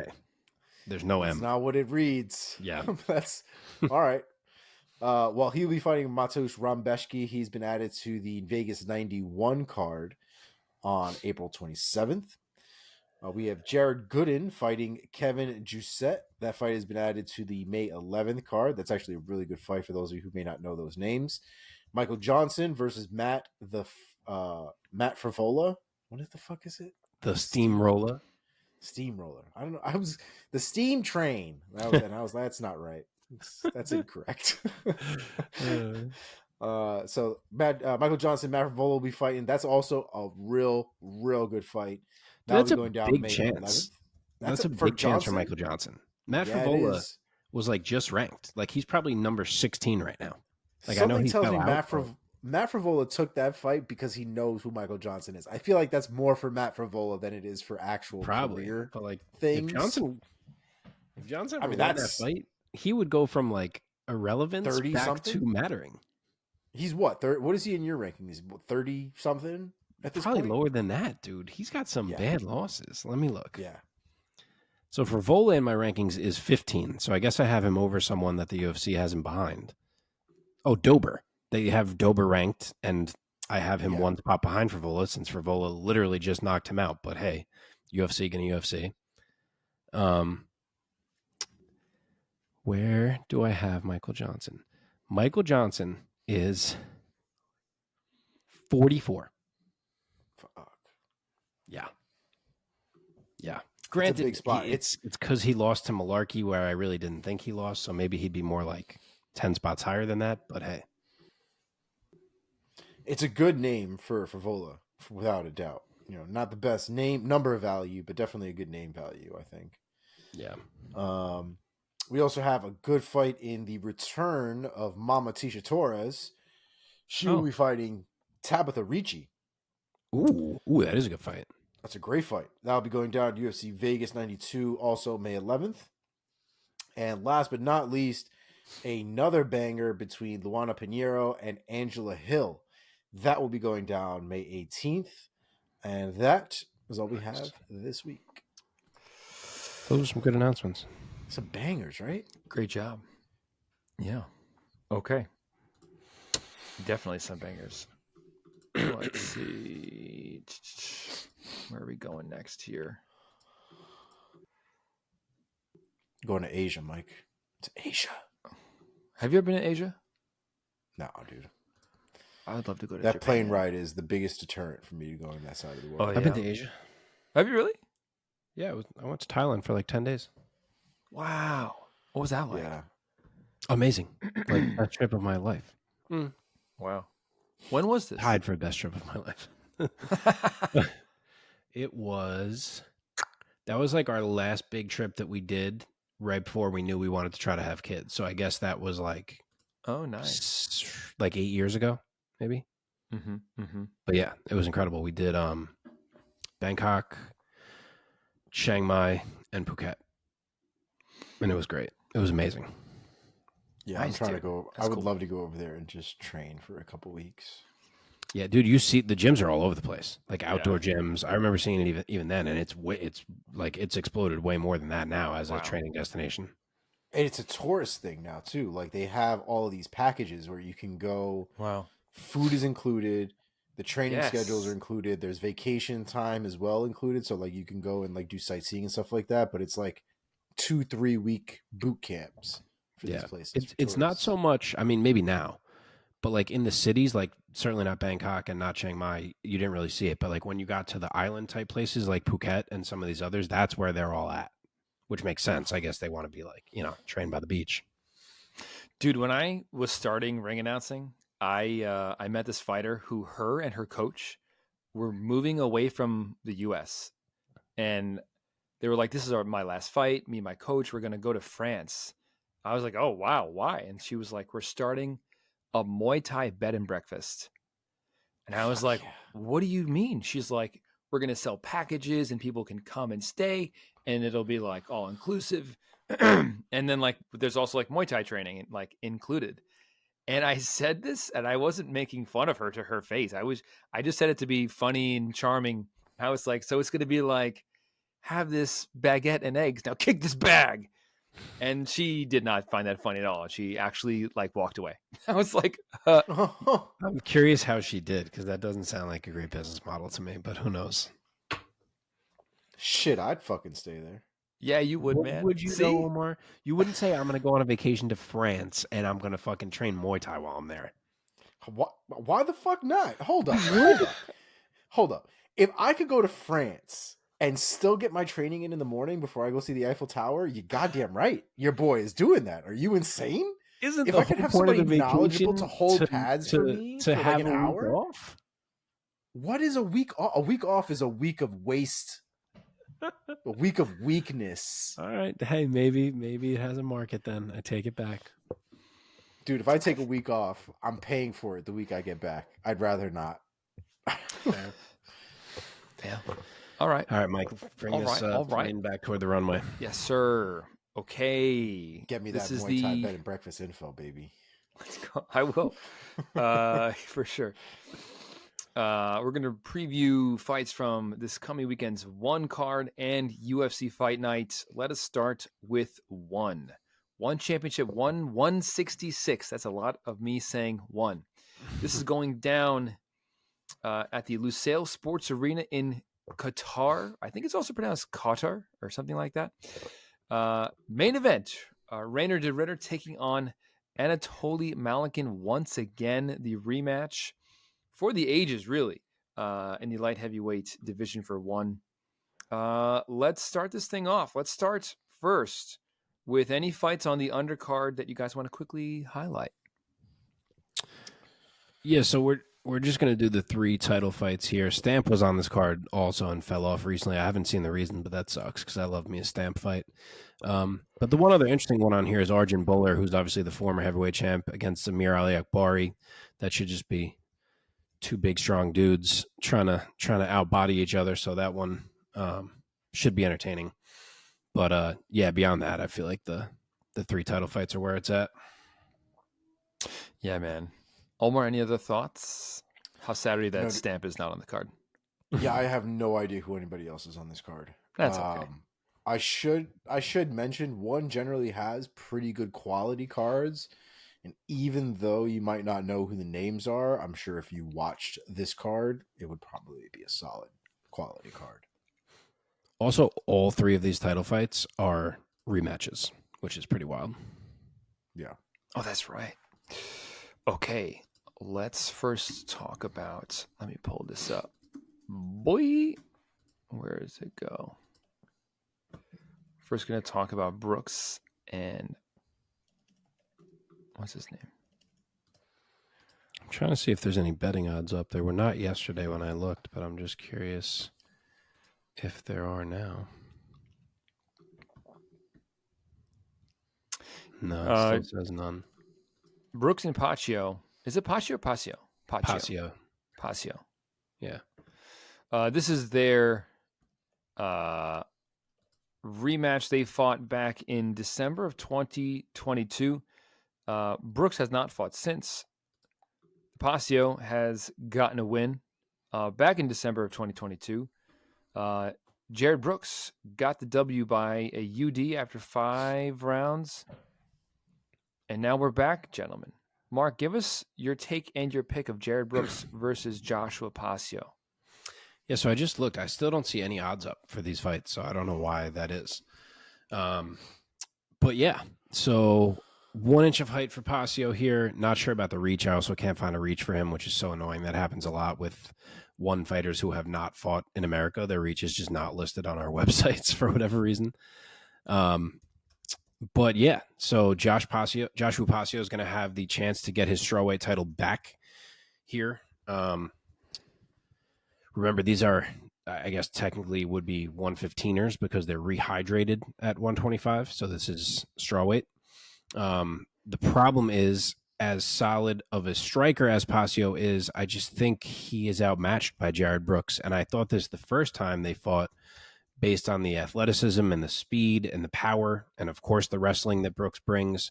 But now I think it even more because I watched that first fight and I watched Jared Brooks do absolutely fine in the striking with Paccio. So technique for technique, yeah, maybe Josh has the edge, but the speed and power of Brooks almost made it irrelevant the first time they fought. So I can't do anything here besides go with Jared Brooks yet again. I don't think Paccio has a way to change things aside from, obviously just catching him clean with something at some point. But I'm not going to bet on that. And I think it'll be similar to the last one, maybe even with more wrestling success for Brooks. And I'm going to say that he puts an even bigger stamp on things this time and gets the finish. So I will say Jared Brooks by round 3 submission. I totally agree. I think that I love your take that Brooks might even rely more heavily on the wrestling, and that's definitely where his advantage lies. So why not lean into it even more? And I'm going to say he's going to get another win by UD this time. Omar? I would agree. I think the Monkey God is going to take home another win, another unanimous decision. I love the way that his name really matches the way that he tends to fight. Very bouncy, very movie. Like when you look at it too, and the Monkey God to me is a very Asian reference, very cultural, so like I didn't really know how to take it when I first started, and then I watched him fight and I was like, no, I get it. I understand. Okay. Here we go. 1 second. Oh, I lost my tab.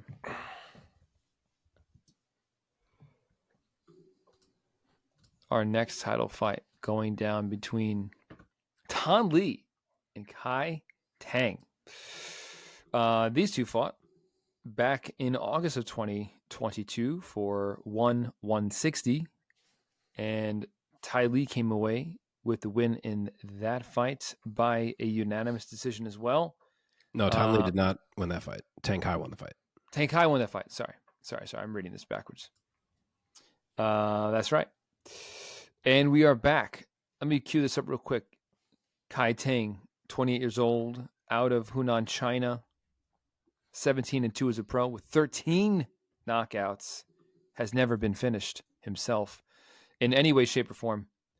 Tan Lee, 38 years old, out of Louisiana, 14-3 as a professional with 14 finishes and 12 of them knockouts. None of his wins have come by way of decision.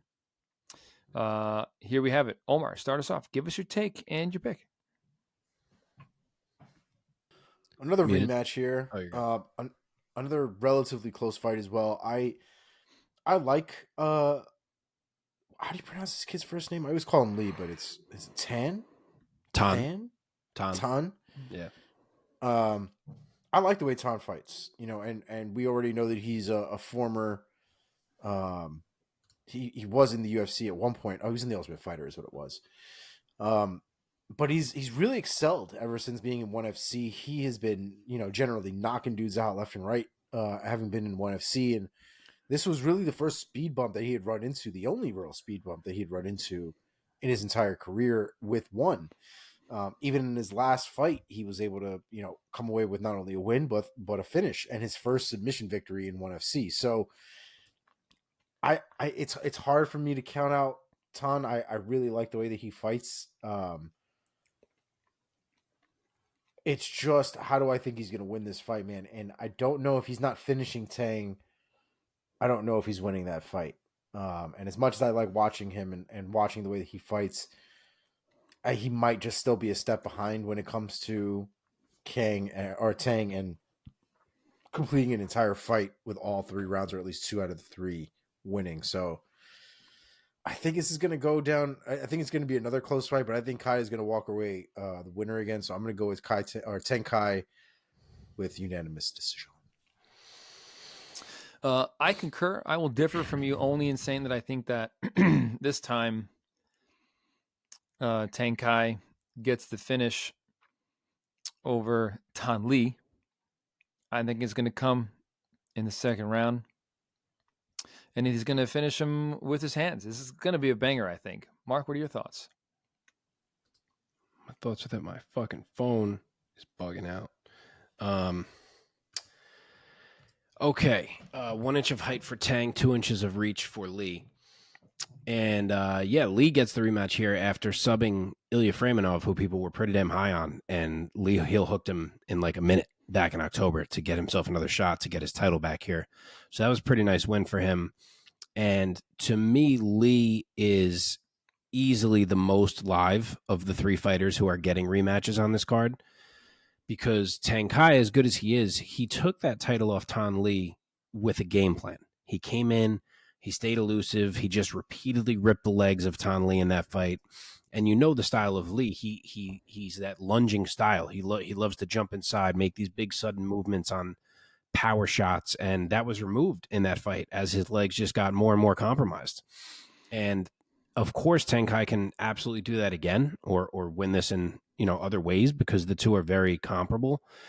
But one thing about Tan Lee is that he's always been a smart fighter and an evolving fighter, and of course, we know how skilled he is as a striker. So, with how high level he is and the way he himself is able to adjust and game plan, I actually think I'm gonna go with him to get this done. I think he'll be more ready for the kicks, and that having been in there with Kai, he'll have learned some ways that he can more limit Kai's movement and walk him into some bigger shots. And it's not like it wasn't a competitive fight the first time. It was really just the leg kicks that kept Kai ahead. So I'm going to say that we get a title change here, and that Tan Lee finds a big one. I know he's 38, which really makes me not want to make this pick, but I don't know. I just have a vibe. I will go with round 3 KO for Tan Lee. Woo. Okay. We differ on that one. Who's ahead right now? Is it you? It's probably you. It's me. I just was adding it up. I think I'm up by 1 on you and like 2 on Omar. I think we're all relatively close, something like that. Okay, main event time. 166, a rematch in the light heavyweight division between Anatoly Malkin and Rainer de Ritter. Here we go. The two fought back in December of 2022, and someone's O had to go. At the time, de Ritter was 16-0. Malkin was 12-0. Malkin came away with the victory. He was 11-0 because he fought Bular since. He knocked out Rainer de Ritter in the very first round, 4:35 of round 1.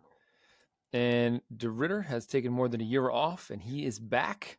He said that he has been sharpening his tools and grinding ever since. And he's here to avenge his loss. Let me cue this up. De Ridder, the Dutch Knight, the 33-year-old fighting out of the Netherlands. Like I said, he's now 16-1 as a pro. Only 2 of those 16 wins have gone the distance. 11 of those are submission wins. And he'll be rematching against the only man who has ever defeated him, Anatoly Sladiki Malikin. I hope I'm not butchering that nickname too poorly. 36 years old, out of Oblast, Russia. Like I said, undefeated now, 13-0. And none of his wins have gone the distance. None of his fights, for that matter, have gone the distance. 4 wins by submission and 9 by knockout for the big Russian. Like I said, he defeated De Ridder back in December 2022, and then he fought, I'm going to butcher his name because I haven't said it in a while, Arhan Singh Bular. Mark, hook me up. Yeah, Arjan Buller. Buller. Okay, sorry, Mark, start us off. Yeah, start us off. Give us your take and those odds and your pick. So I don't have odds still for one, unfortunately. The measurements, 4 inches of height for RDR. Again, no reach listed for Malikin, which is so annoying. But to clarify, this is for the middleweight championship. It's at 205 because of the whole rehydration thing with one, but it is actually for the middleweight title. And to fill anyone in who doesn't know, that's what makes this fight so cool, because Anatoly Malikin is trying to do something that's unheard of, and that is to simultaneously hold belts in 3 different divisions of a major MMA organization. He is just collecting belts in every fight he's in at this point. First, in February of 2022, he knocked out Kirill Grashenko to become the interim heavyweight champion. He was expected to unify the heavyweight belts with Arjan Buller, who was the champ at the time. But when that fight fell through, he instead ended up challenging Reiner de Ridder for the light heavyweight title, which in one, I believe, is a rehydrated 225. And he knocked out de Ridder in the first round in December 2022 to become the light heavyweight champ. Then in June of last year, he got his unification bout at heavyweight with Arjan Buller, finished him with strikes in the third round to officially become double champ at heavyweight and light heavyweight. And the very first thing he did when he got on the mic was express his desire to challenge Reiner de Ridder again, who had been a double champ. He was middleweight and light heavyweight, and he had taken his light heavyweight. And he said this time he wanted to go all the way down to middleweight and try to take that from him so he could become a 3-division champion. And that is where we are in this story right now, because one went for it and they're giving him that shot. And it's going to be a hell of a story if he does it.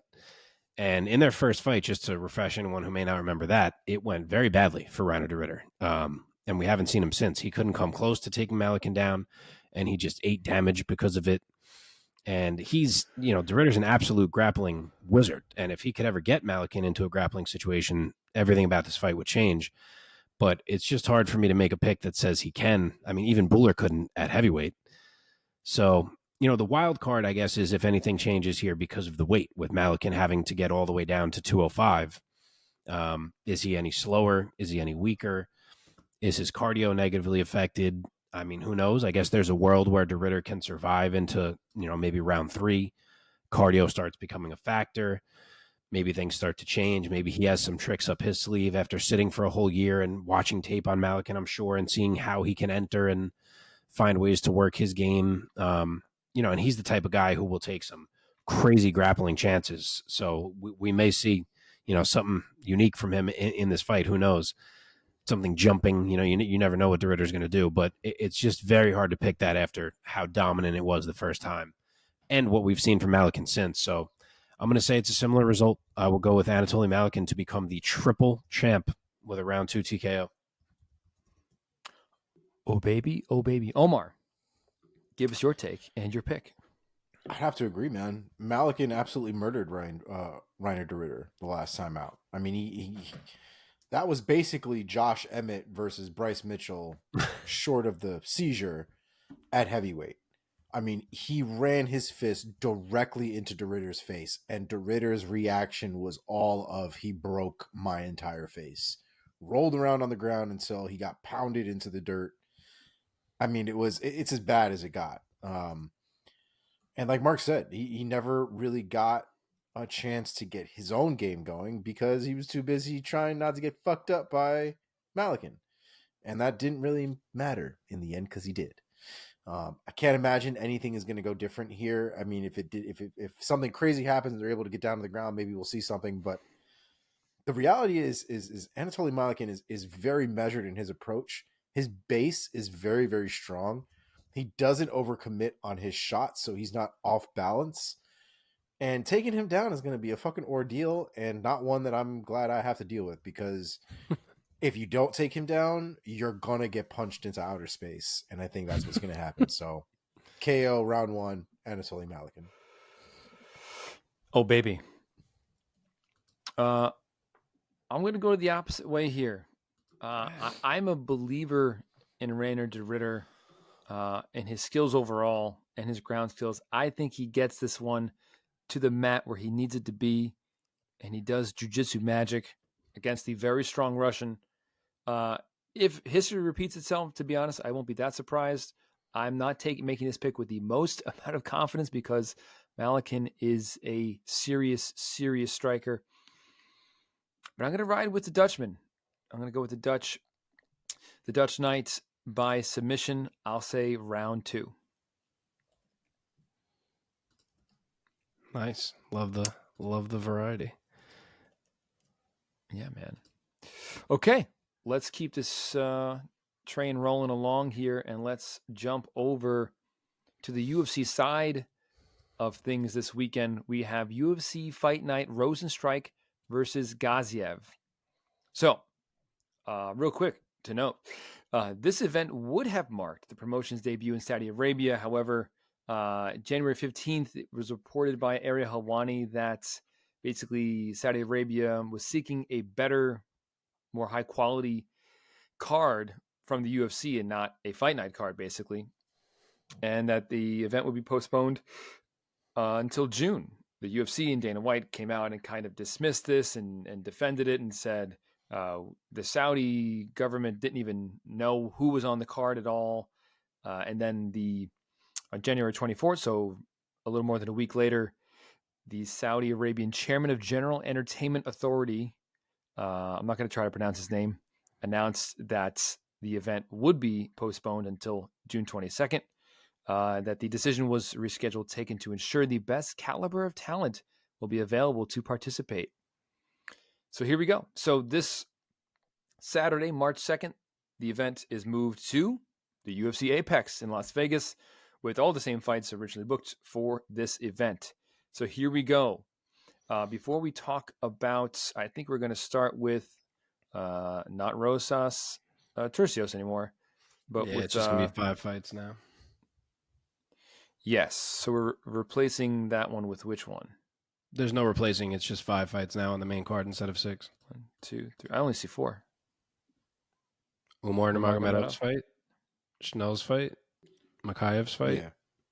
Petrino's Looks like fight. Chanel and Ursig are the here we first go. one, Yeah. or at least the first ones on that list. So before we get into the main card, any fights or fighters that you guys want to quickly spotlight on the undercard for our listeners? There's a couple of good fights actually on this card. A couple of, I guess, sleepers to a certain extent. But Mark, you want to go with a couple first? I was just going to throw one out there, which is Javid Basharat, who you guys know I think is very good. I'm pulling up my rankings just for reference for people. He's my number 25 ranked bantamweight already. I don't really understand why he's fighting Ayman Zahabi, of all people, who's like probably like 50th in my rankings. No hate on Ayman, but it just feels like Javid had moved past this point. His last fight was against Victor Henry, which was a big deal fight. Both of them kind of trying to get up to the edge of the rankings here, and obviously it ended in no contest. So he's down fighting Ayman Zahabi. I'm not sure why, but I'm hoping to see him shine again and kind of keep reminding people how nasty he is, and he's still undefeated at this point. Yeah, man. Christian Leroy Duncan is going to be fighting Claudio Ribeiro, which is actually a pretty good banger of a fight, just quality-wise. Eric Anders on this card against Jamie Pickett. That could actually be a really good fight. It could also be a really boring fight, but, we'll see. Those are the two kind of big ones that I'm looking forward to other than the ones we're going to talk about. Okay, as we touched upon, the fight between Raul Rosas Jr. and Ricky Tercios was supposed to go down last week at UFC Mexico, Moreno versus Royval 2. But, I mean, the two of them, they both weighed in. They stared down. And then I believe the day of the fight, right, is when Rosas Jr. had to pull out with, I believe, an unnamed illness of some kind, right? Dude, according to Tercios, he made the call 5 minutes before the walk. Oh, Jesus. Like, it was, yeah. Which makes me want, because, like, so the story was, oh, he was sick all day, and he was trying to push through and see if he could fight. Sure. But the fact that they apparently let him go to 5 minutes before the walk makes me wonder if there's more to that story, because it just seems like an odd situation. Yeah. And Tercios seemed to imply that he didn't love how something went down. So I don't know. I'm curious what if we knew every single detail, what the whole story would look like, but who knows? Yeah, so their fight was pushed back 1 week because, we're in this midst of this long chain of UFC events every weekend. So like, okay, next week at the Apex. And that was booked, and now it is not happening again. It has been scrapped for unknown reasons, unless you guys have heard other things since. I know Tercios was saying there was never any contract signed, and that they kind of just threw it out there like, oh yeah, they're fighting at the Apex. So maybe it was something about that, but I don't actually know. I know it was supposed to be a catch weight too, because they didn't want to make them have to cut weight again. Yeah. Okay, well, let's begin in the bantamweight division. A fight going down between Umar Nurmagomedov and Beksat Almakhan. I hope I'm not butchering that too bad. Nurmagomedov, 28 years old, out of, you guessed it, Dagestan, Russia. Surprise, surprise. Undefeated, 16-0 with 9 finishes. 7 of those are submissions. Most recently knocking out Howdy Barcelos, who fought this past weekend.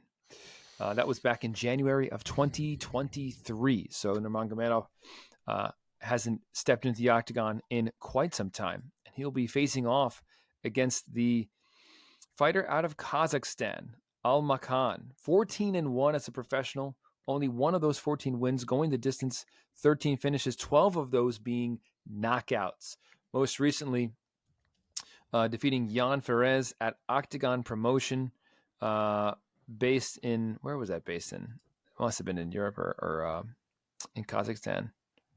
He has fought for UAE Warriors briefly. In Kazakhstan that was.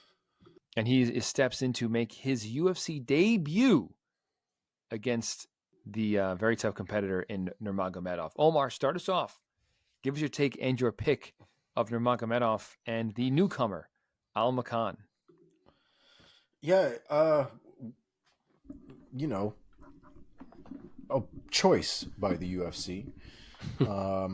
It is a possibility. I mean, we've seen things like this before where they'll throw some random person into the mix like this. And a lot, there have been times where the person absolutely exceeds any expectation that we had for them.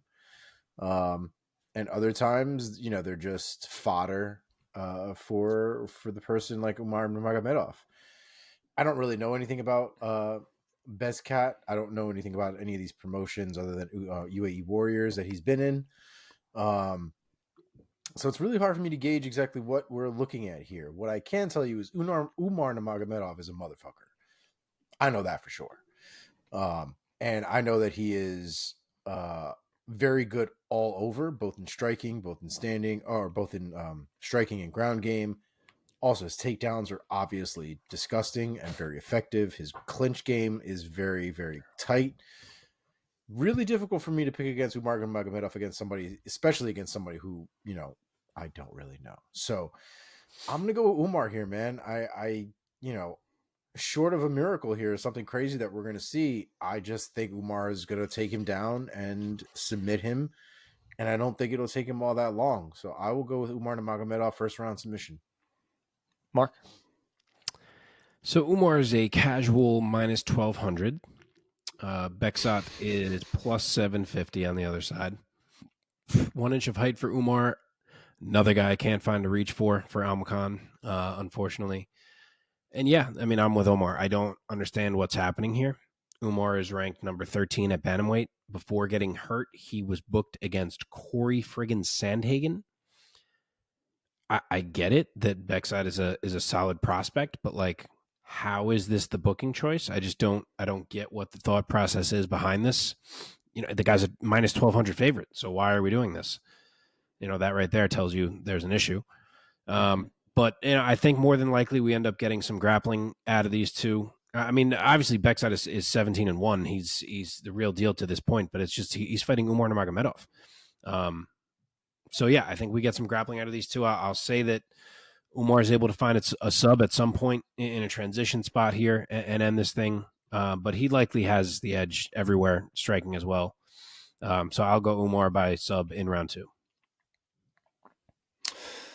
Like it. Yeah, not much to say. Don't know much about Al-Makana, obviously. We do know quite a bit about Nurmagomedov. I feel like this is a kind of an automatic pick. In spite of Al-Makan's nice and impressive professional record, he obviously has been overseas in smaller promotions, and now he's stepping up, and this is quite the litmus test. Sorry, 14-1. I said 17, my bad. That's okay.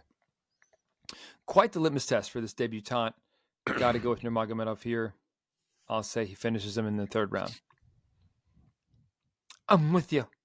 Okay, let's go down to the flyweight division. Matt Schnell taking on Steve Erceg. So we have Matt Danger Schnell, the 34-year-old, fighting out of Shreveport, Louisiana. 16-7 with 1 no contest with 9 submission victories. He's looking to get back in the win column after losing to Mateus Nicolau by knockout back in December of 2022. So we haven't seen him in a minute. And he's stepping in to face Steve Erceg, Astro Boy, the 28-year-old out of Western Australia, 11-1. With 7 finishes and 6 of those being submissions. Hasn't lost since his first and only loss back in 2017. He is on quite the win streak, and he beat Alessandro Costa in his UFC debut back in this past November. Oh, I'm sorry, that was his second fight in the UFC. He's 2-0 in the UFC, defeating David Dvorak and Alessandro Costa. And here we go. Mark, start us off this time with the odds and your pick. Okay, Steve Erceg, pretty big favorite. He's minus 335, and Matt Schnell is plus 255. The height is the same. Schnell has a 1.5-inch reach advantage. I'm going to pick Steve Erceg, but I think Matt Schnell is really live here. As good as Steve Erceg has looked, we did see him get tested by Alessandro Costa in his last fight. And honestly, if Costa had a bigger gas tank, and he was on short notice to his credit, that fight might have gone a different way because end of round 2, that was anybody's fight. And Matt Schnell has that gas tank, and he will also eat damage and keep coming. He's more than willing to scrap. He is no joke on the mat. He can find a sub from anywhere. Just ask Sumaderji. So I think there's a lot of reasons why Matt Schnell is live in this fight. And for that reason, I think I'm definitely going to touch his betting line in some fashion, seeing him as this big of an underdog. Maybe I'll look for a prop on a finish or something. I'm not quite sure yet, but I think it's probably wider than it should be. But in terms of a straight pick, I will go Erceg. I think he's more poised. His striking is maybe just a bit more buttoned up and behind a game plan. And I think he does have a bit of a grappling edge overall. He is nasty grappling.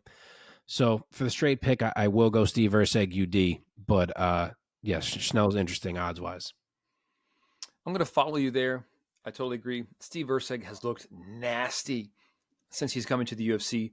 And dude, Matt Schnell is my guy. I love Matt Schnell. But he's got a lot going against him in this fight. And I do agree. I think that he gets finished as well. I think he's going to be a club and sub for Steve Erceg. And I'll say it's going to happen round 2. Omar. I think I'm going to go Matt Schnell here, man. Oh, baby. I like Matt Schnell. I don't really disagree with any of the things you guys are saying. I think Usyk is a really good fighter, a solid winner.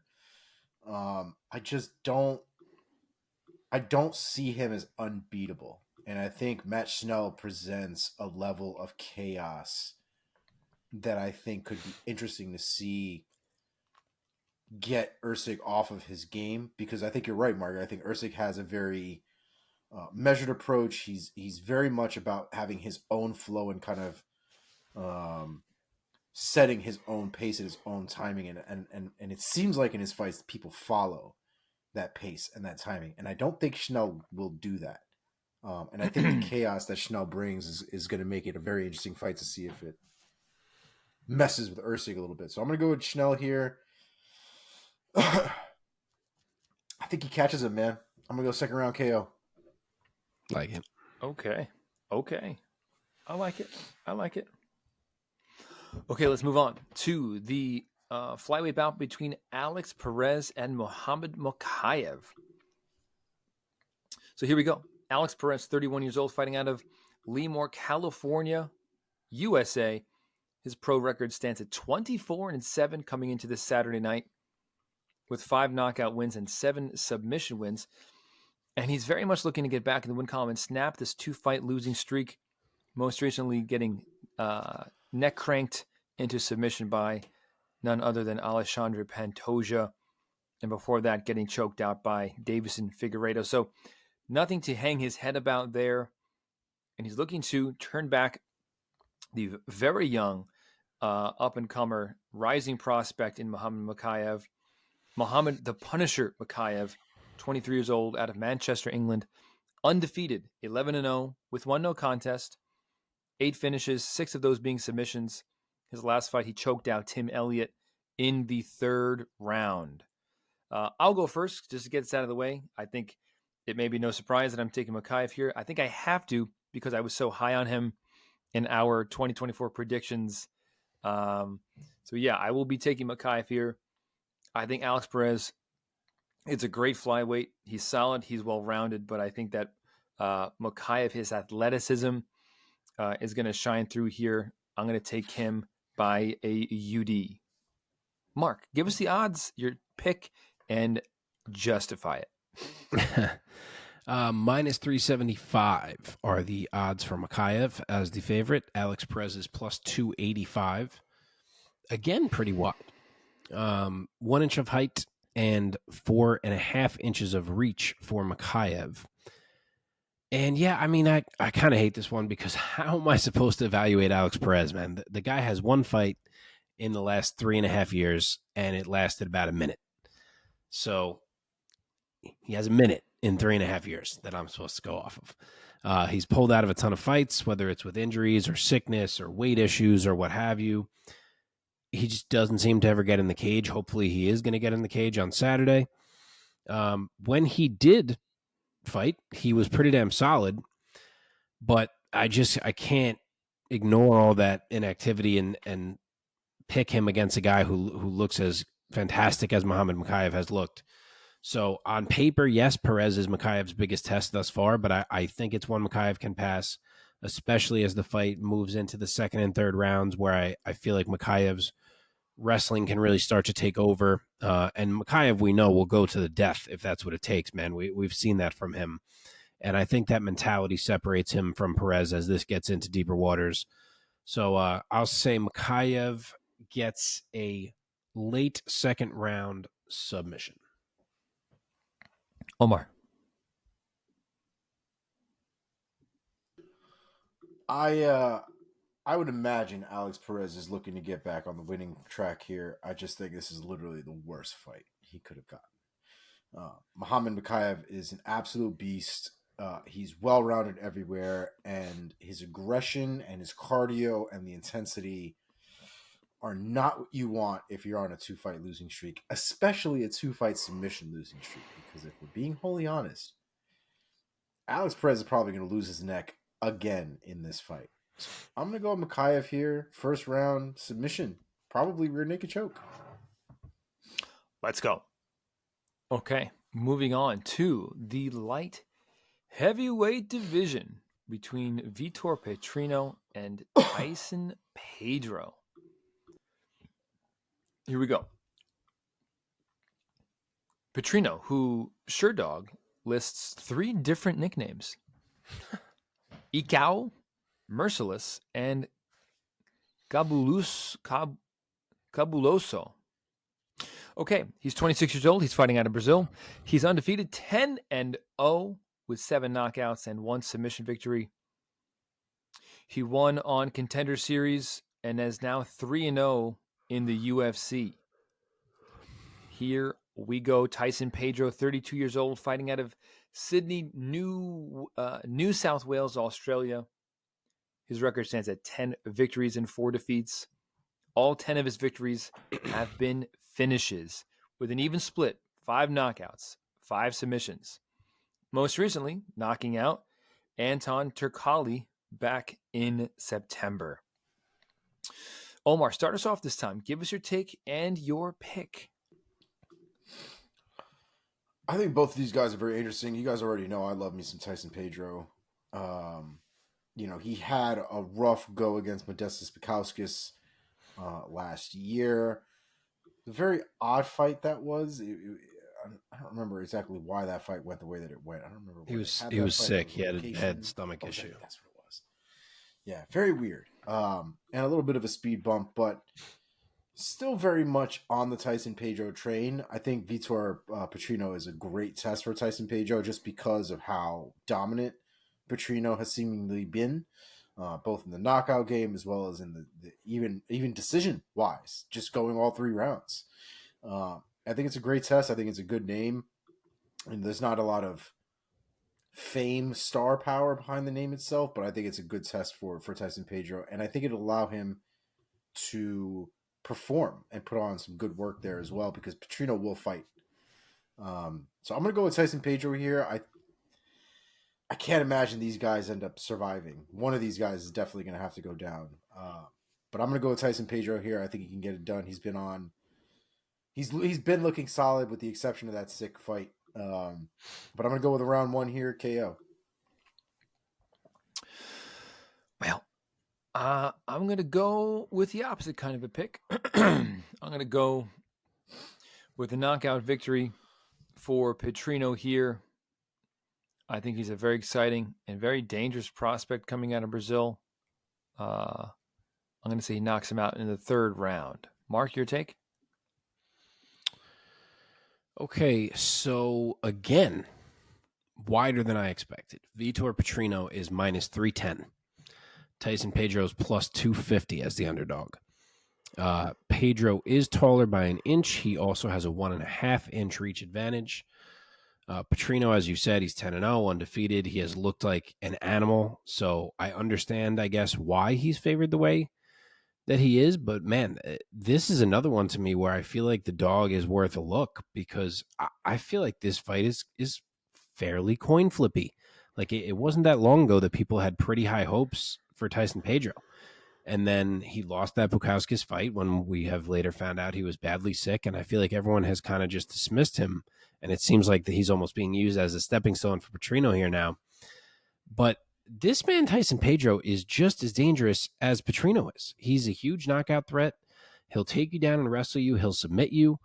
And I know Petrino is all those same exact things, but that's kind of my point. Like, they're very similar fighters. And I'm not sure what the big differentiator is that makes this 3-1 for Petrino. And, maybe we're going to see, and I'm going to realize what it is. But for right now, I didn't go with Schnell when I highlighted the underdog value, so I'll pull the trigger on this one. I will go Tyson Pedro, and I will say it is a round 2 TKO. Damn. Okay, we're going to go main event now with Jairzinho Rozenstruik taking on Shamil Gaziev in the heavyweight division once again. UFC Fight Night, Rozenstruik Gaziev going down at the UFC Apex this Saturday, March 2nd. Here we go. Jairzinho, Biggie Boy Rozenstruik, the 35-year-old out of Suriname, 13-5 as a pro, with only 1 of those wins going the distance, the other 12 being knockout wins for Biggie Boy. His career as of late in the past few years has been a little up and down, pretty much ping-ponging between wins and losses, most recently getting choked out by Jailton Almeida in May of last year.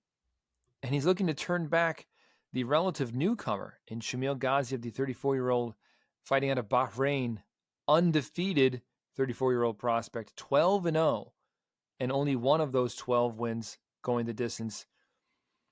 The other 11 being finishes, 8 of those being knockouts. He won his fight on Contender Series and then won his UFC debut, defeating Martin Buday by knockout, of course, in round 2. That was back most recently in December. So here we go. Shamil Gaziev taking on Jairzinho Rozenstruik. I'll go first to get my pick out of the way. I have always liked Rozenstruik and his kickboxing skills. I think he might have a hand speed edge over Gaziev. Gaziev definitely seems to be a precise striker, but this is going to be a bit more of a field pick for me. I'm going to go with Rozenstruik. I think he's going to hand Gaziev his first loss, and it's going to be a knockout loss. And I'm going to say that it's going to happen in the first round. Mark, why don't you give us those odds now and your pick? All right, this one's fairly close. Gaziev, despite obviously having the much less proven resume, is the favorite. He is minus 165, and Rozenstruik is plus 135. 2 inches of height for Gaziev. The reach is identical.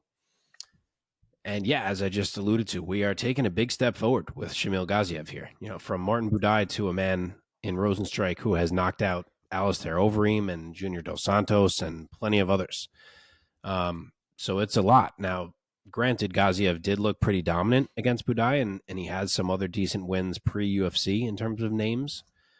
But still, Rozenstruik will pretty easily be the most dangerous man he's fought. And Gaziev is not a guy who is afraid to throw down in there or who is really that, safe. So he's going to need to be really conscious of what's coming back. But at the same time,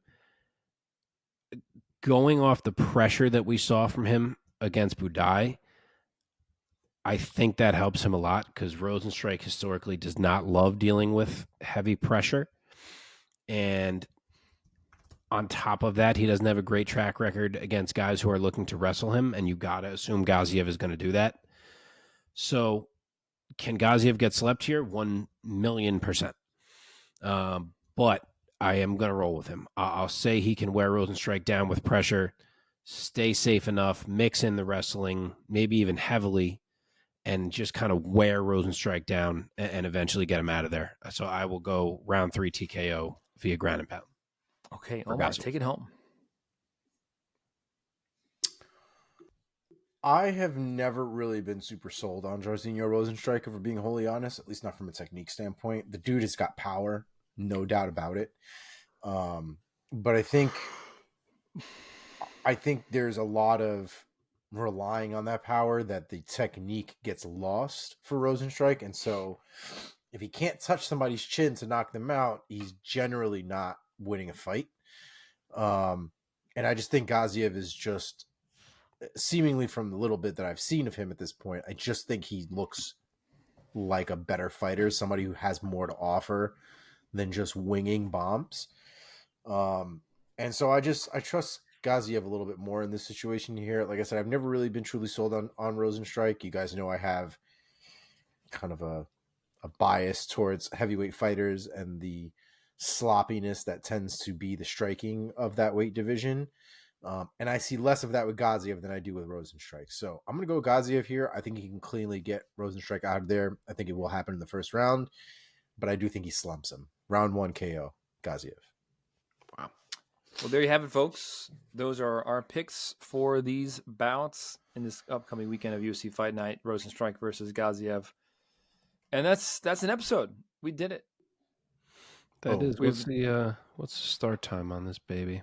I haven't looked. Oh shit! It's like daytime card. Main card starts at 4:00. Oh wow! Oh my god! Main card starts at 4. I wonder why that is. Yeah, main card starts at 4. Damn. Oh, I just yawned. At least it was at the end. Maybe it's because they're still trying to cater to the Saudi Arabia crowd, that side of the world.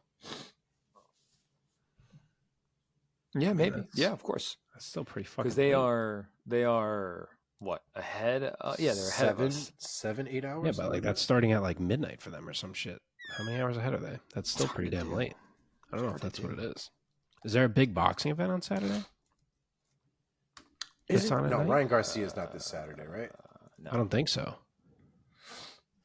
I've just seen a lot of prep for him. Yeah, I was right. They're 8 hours ahead. April. So yeah, that's starting at midnight. That's not. I don't think yeah, that's weird. I don't know. Who knows? All right, we did it. Let's get the fuck out of here. All right, folks, we will reconvene next week and talk about these results. We'll see you next week. Thanks for listening, people. Love yous. Peace. Peace.